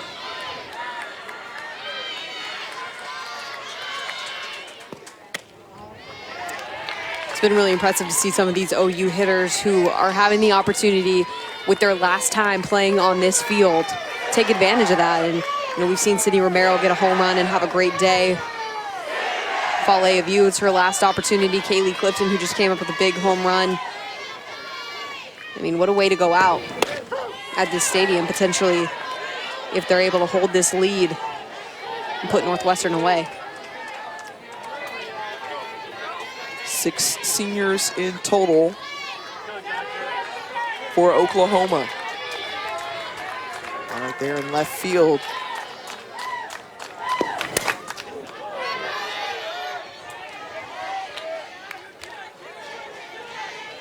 And we've said it just time and time again, just the way that the seniors have risen to the occasion. I mean, this has been the theme for them really all year long. Yes, they have gotten the addition of some fresh faces who have helped, but it's been the seniors who have really carried this team. As we send it over to the studio, quick check of the update with Molly McGrath. What's up? We have a programming update, Tiffany. The Gators looking to return to the World Series for the 3rd year in a row. That is over on ESPNU until this one in Norman goes final, and then it'll move on over to ESPN. A lot of teams punching their tickets today, Tiffany and Kayla.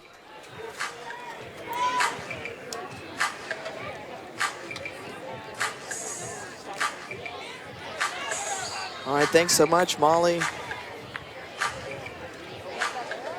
Well, Oklahoma looking to do what they did back in March against this Northwestern team.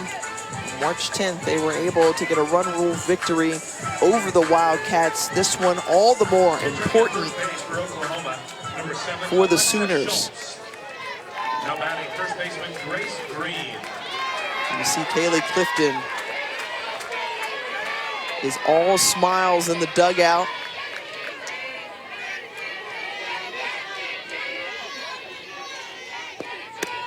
And Grace Green, last inning, this is what she did. This ball left the park quickly. It was more hit on the line. And she drove it out to dead center field to tack on an insurance run for Oklahoma. It's a really talented freshman trying to make her way to Oklahoma City for the first time. And popped out. Now 2 down.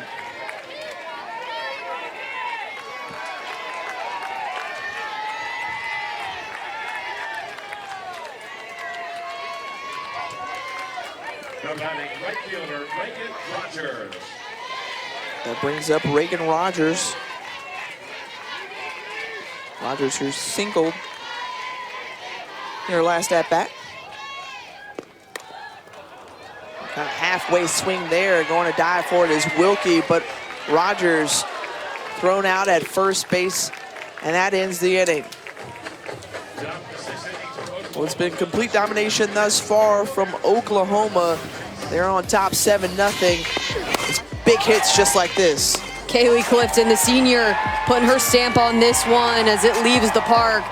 Big time lead for the Sooners.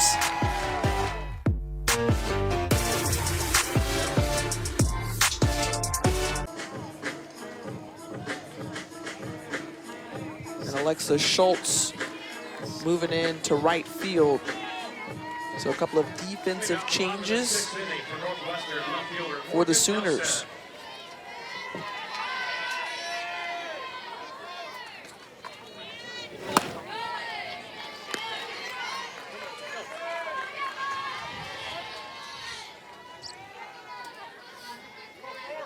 Northwestern down to their final 6 outs. Morgan Nelson, who singled first time up of the game, struck out on her last at-bat. One of the 3 seniors for this group.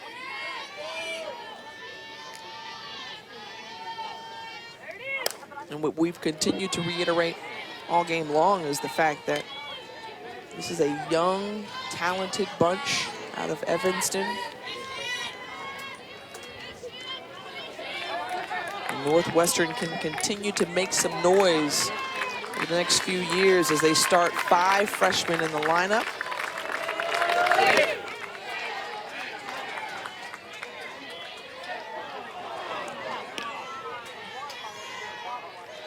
Yeah, without a doubt, what a learning experience for this team to be able to compete at this level, and what they did in the Big Ten this season was so impressive. You know, we've seen historically this Northwestern team make some noise, make it to the World Series. This team on the right track to get back there.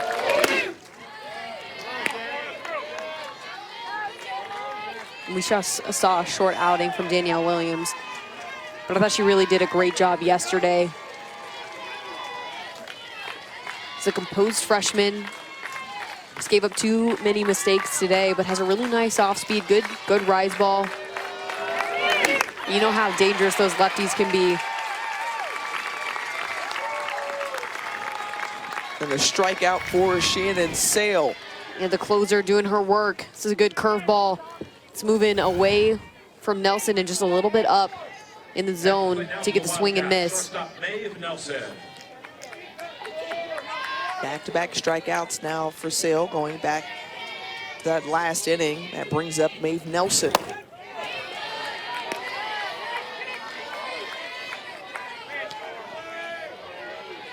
And it's good that Coach Patty Gasso has an opportunity in this game to get Shannon Sale some innings, because you never know when you're going to need her potentially in OKC. Having the ability to go to another arm if Giselle Juarez or Mariah Lopez struggle at any point. Just having somebody else that you can feel confident pulling out of the pen and getting a couple key outs here and there. It doesn't have to be many. If you go out and you get one batter out, that's a good job for you on the day. I mean, this is a staff that had 20 shutouts during their 41-game win streak, which was snapped last weekend. And being able to have more than one arm in the circle is obviously very important. Giselle Juarez just getting a little warm just in case.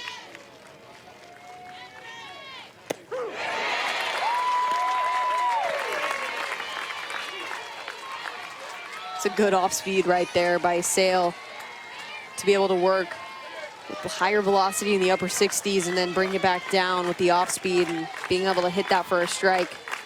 It's going to be a big key to her success moving forward.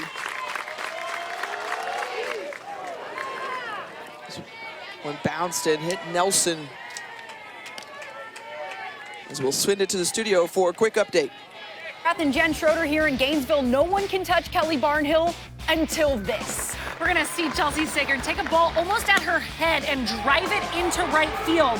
That's the first run the Gators have given up in the tournament. Gators shutout streak ends at 4. Tennessee fighting back. Tiffany and Kayla. And Kayla, I don't know about you, but it almost looked like that ball bounced up on her instead of just hitting her directly. We'll take another look at it here. Yeah. Interesting there. It almost looks like it could have potentially hit the front foot, but hits the dirt, comes back, bounces up, hits the back foot. Either way, no argument. Maeve Nelson finds herself on first base. And that's the first time we've seen her on base since her second at bat in game 1. Over to Lyons, and Lyons makes the great double play, making the routine plays look even sweeter and smoother.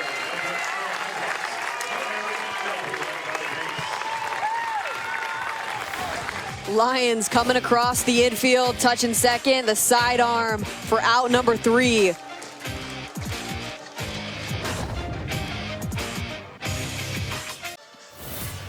What does OU need to get them going? Just some good swings at the bat. Well, I think we talked about it. They averaged 2 home runs a game almost. They hit 0 yesterday, so why not hit 4 today to balance it out, to bring that average back up? The Sooners so dangerous. They can hit the long ball 1 through 9 and showed it off today. 107 on the season. That ties a single season program record. Last time they did that was back in 2015. They've got 4 jacks today. And help push them out to this lead over Northwestern. Top-seeded Oklahoma. The chance to make it back to the Women's College World Series. Going for their 13th appearance in OKC.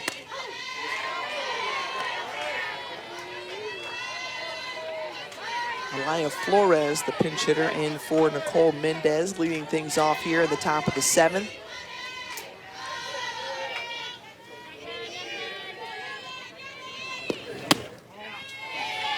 A sophomore out of California, with 2 balls and a strike.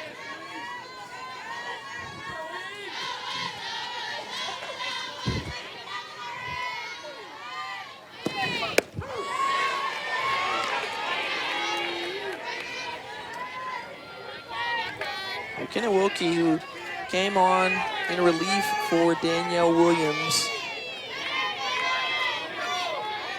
has allowed Oklahoma to stretch out this lead a little bit more, but more importantly, as you touched on earlier, just a good learning experience for this young group. Yeah, without a doubt. I mean, to play in this environment against one of the best teams in the entire country, the #1 seed, coming in as an underdog, you kind of get the experience of having to fight and battle and be on for every single pitch under your belt. That's what's hard, is that constant pressure of, I know that if I make a mistake or if I come up short with this pitch or this play or this at-bat, I'm going to fall to a really good team. And getting the strikeout there as Flores goes down swinging.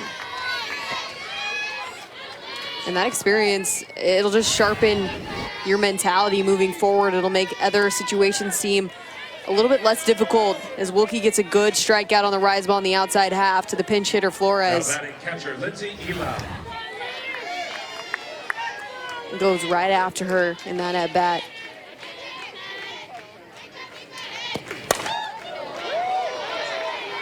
Elam pulling that one foul. But this Northwestern team, in all seriousness, they're going to be better because they played in this series. They came to Oklahoma earlier in the season because they want to play the best of the best. They want to be ready. They're going to be a battle-tested young group with a lot to prove next year and a lot to gain from this experience. And Elam gets a hold of that one. The shot is out of the park. 5 home runs today for Oklahoma.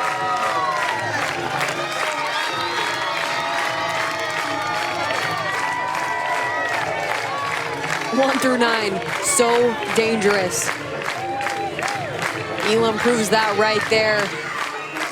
It's her 5th home run of the season. Puts up an 8 on the board for Oklahoma.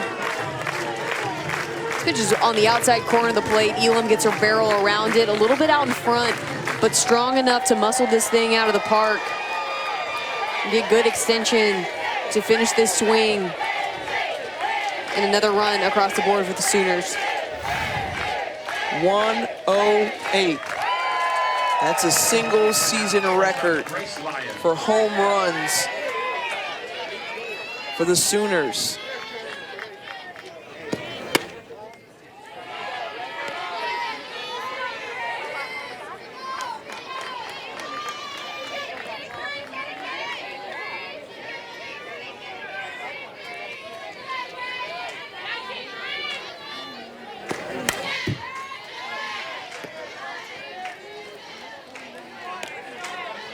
And when you're looking at this Oklahoma program, sometimes you're in a position where everyone's looking to you, everyone's expecting you to do what you've already done.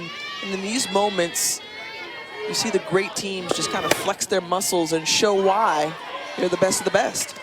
Yeah, without a doubt. And I think last year was a good experience for the Sooners as well. I mean, they lost 2 straight out of the gates in Oklahoma City. And they had, you know, some veteran pitching. They had Paige Parker in the circle that was in everybody's scouting report at that point.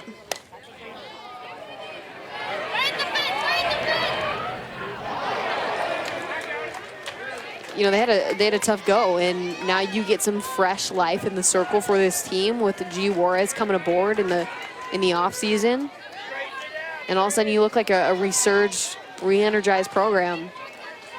And it's not to say that they weren't talented last year, didn't have an opportunity to win a national championship last year, but I think what they've done this season has been more impressive than what they did last year. Yeah, I'd say so when you win 41 in a row. No doubt. And I think a big contribution to that is the senior leadership. I mean, they've been there before. They know what it's like. They know what it takes. And now they're not trying to three-peat. They don't have that pressure of, oh my gosh, we got to go, you know, win or bust. I think that they just appreciated the journey, appreciated being around each other. They have the right team chemistry. They've built upon that, and then they put it all together on the field. And their defense has improved. It's only gotten better with experience for the upperclassmen, and they had Grace Lyons at the shortstop position, who's been incredible this season. I mean, the plays that she made at Texas this year, in the Texas series, they were so clutch. She's a gamer.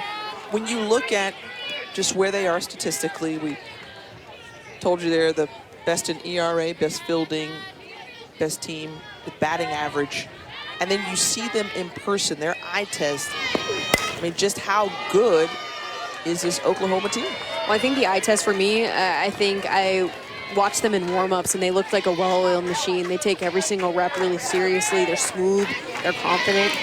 They have that good combination of swag, but also discipline from a defensive perspective. So I think just seeing that on the field and what Patty Gasso has ingrained in them is impressive, and it shows that they're here to take care of business, but they enjoy being around each other as well. This one lined out to right.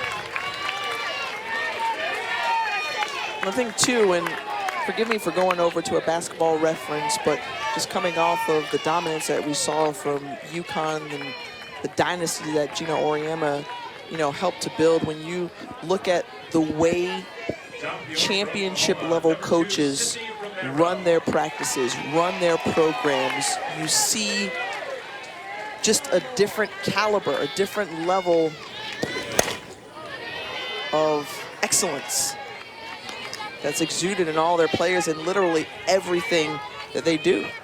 Yeah, without a doubt. And there's some coaches across the country that as soon as a player steps on their campus as a freshman, you set the precedent for their entire career on how that they're going to approach every single thing that they do. This one over the head of Shellmeyer. She just misplayed that one or misread it.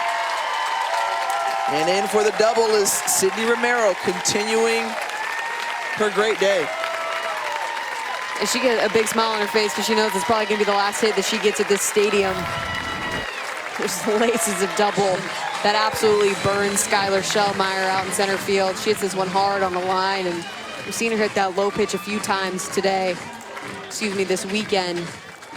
And she's just happy. You can feel the momentum that she's helped create in that leadoff spot today.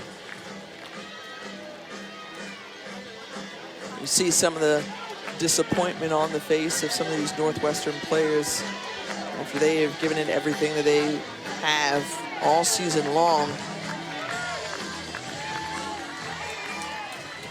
And Sydney Romero continuing to cement her name, school record 57 career doubles after that swing.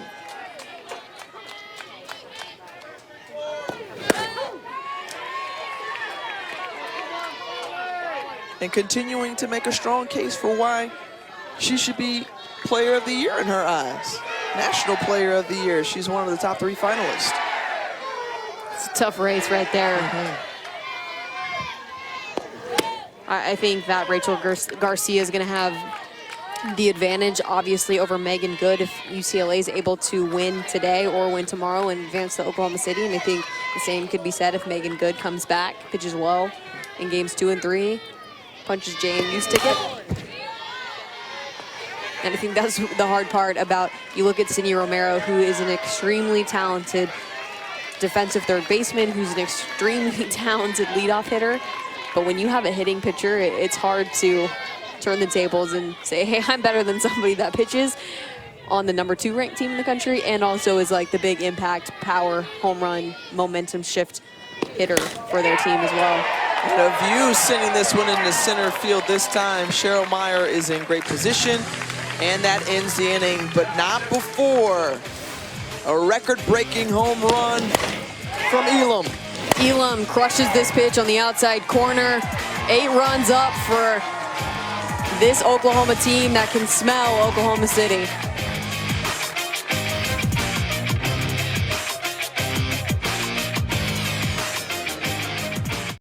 The NCAA Softball Super Regionals is presented by Capital One. What's in your wallet? Well, it's a pregame ritual that's been happening for a long time under Patty Gasso, playing a little football. You see her in that quarterback position. I'm telling you, she has a ton of time and then finally throws it away. We asked her about it. She said, you know what, my arm is not as strong as it used to be, so, I have to make I don't sure. know. Looked pretty good right there. Yeah, it did. I mean, No, it she did. completed it too with that celebration. Yeah, for sure. Just a veteran right there. Does it every single game.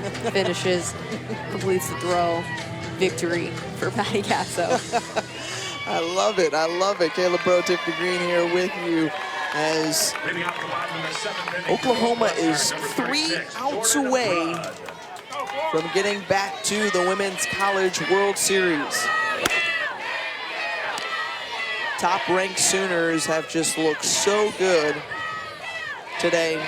After scoring just 3 runs in the opening game of the Super Regionals, they've put up 8 here against Northwestern. And I think they've made big improvement from the regional until this weekend. They played 2 tight games against Wisconsin, one in which they lost, the other one they won 2-0. They've left no doubt in this game. 12 hits, 8 runs, given up nothing from a defensive standpoint. Kept that 0 up on the board the entire game and have just looked really strong across the board. And that's exactly what Patty Gasso was hoping for and looking for out of her team. Being aggressive, taking advantage of their opportunities. They jumped on Danielle Williams early on. Kenna Wilkie also gave up a few home runs as well.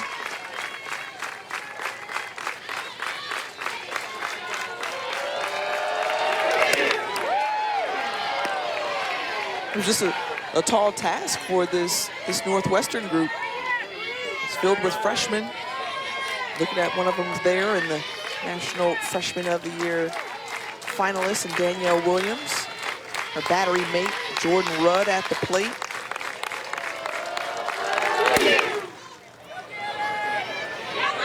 Down in the foul territory down the right field line. And Schultz is there for 1 away.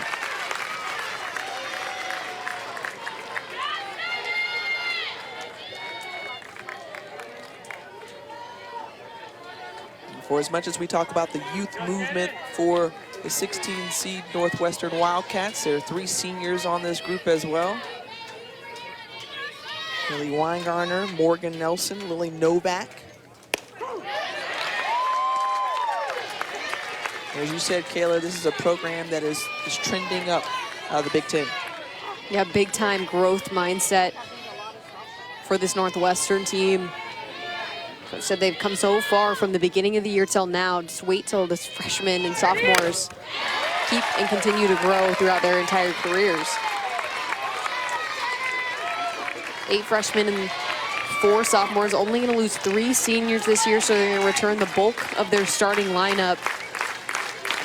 A good chance to be a strong threat in the Big Ten, maybe try and unseed Michigan as the dominant force in that conference. And 1 out away for Oklahoma. Minnesota out there trying to do the same. It has been incredible to see the Big Ten grow and make it further in this season, really and stronger than they've been in a long time. Now batting for the Wildcats, number 9, Lily Novak. Oklahoma on the doorstep of the Women's College World Series.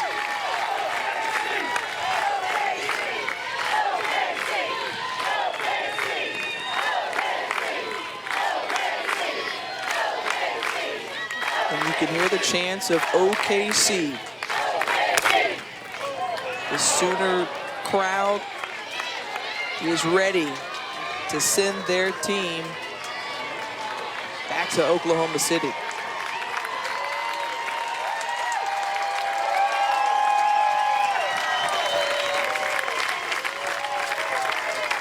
One out away.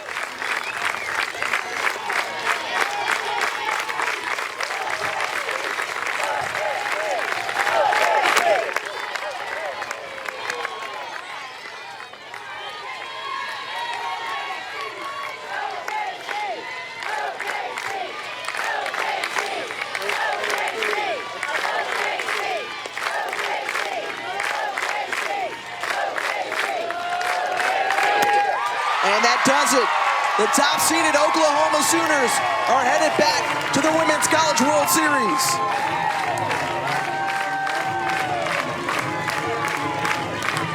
For the 8th time in the last 9 years, the Sooners will be in OKC, making their 13th Women's College World Series appearance. And that does it for Northwestern. The Wildcats were shut out after an impressive performance by Oklahoma. Yeah, really a dominating performance. I was really impressed, especially in game 2, how this Oklahoma Sooners team came out super aggressive, ready to play, attacked in the batter's box, and they get a chance to take the wall out. They're gonna add another sticker to that World Series number. Get another year, 2019. 4 national championships for this program. They're seeking a 5th as the entire team carries a piece of the wall back in. So the matchup is set for Thursday. #1 overall seed Oklahoma will take on the 8th seed Alabama Crimson Tide. Oklahoma State is in as well. Perhaps we'll see more tickets punched today. A dominating 8-0 shutout for Oklahoma. For Caleb Rowe, I'm Tiffany Green. Coming up next, more women's NCAA softball super regional coverage. Florida taking on Tennessee.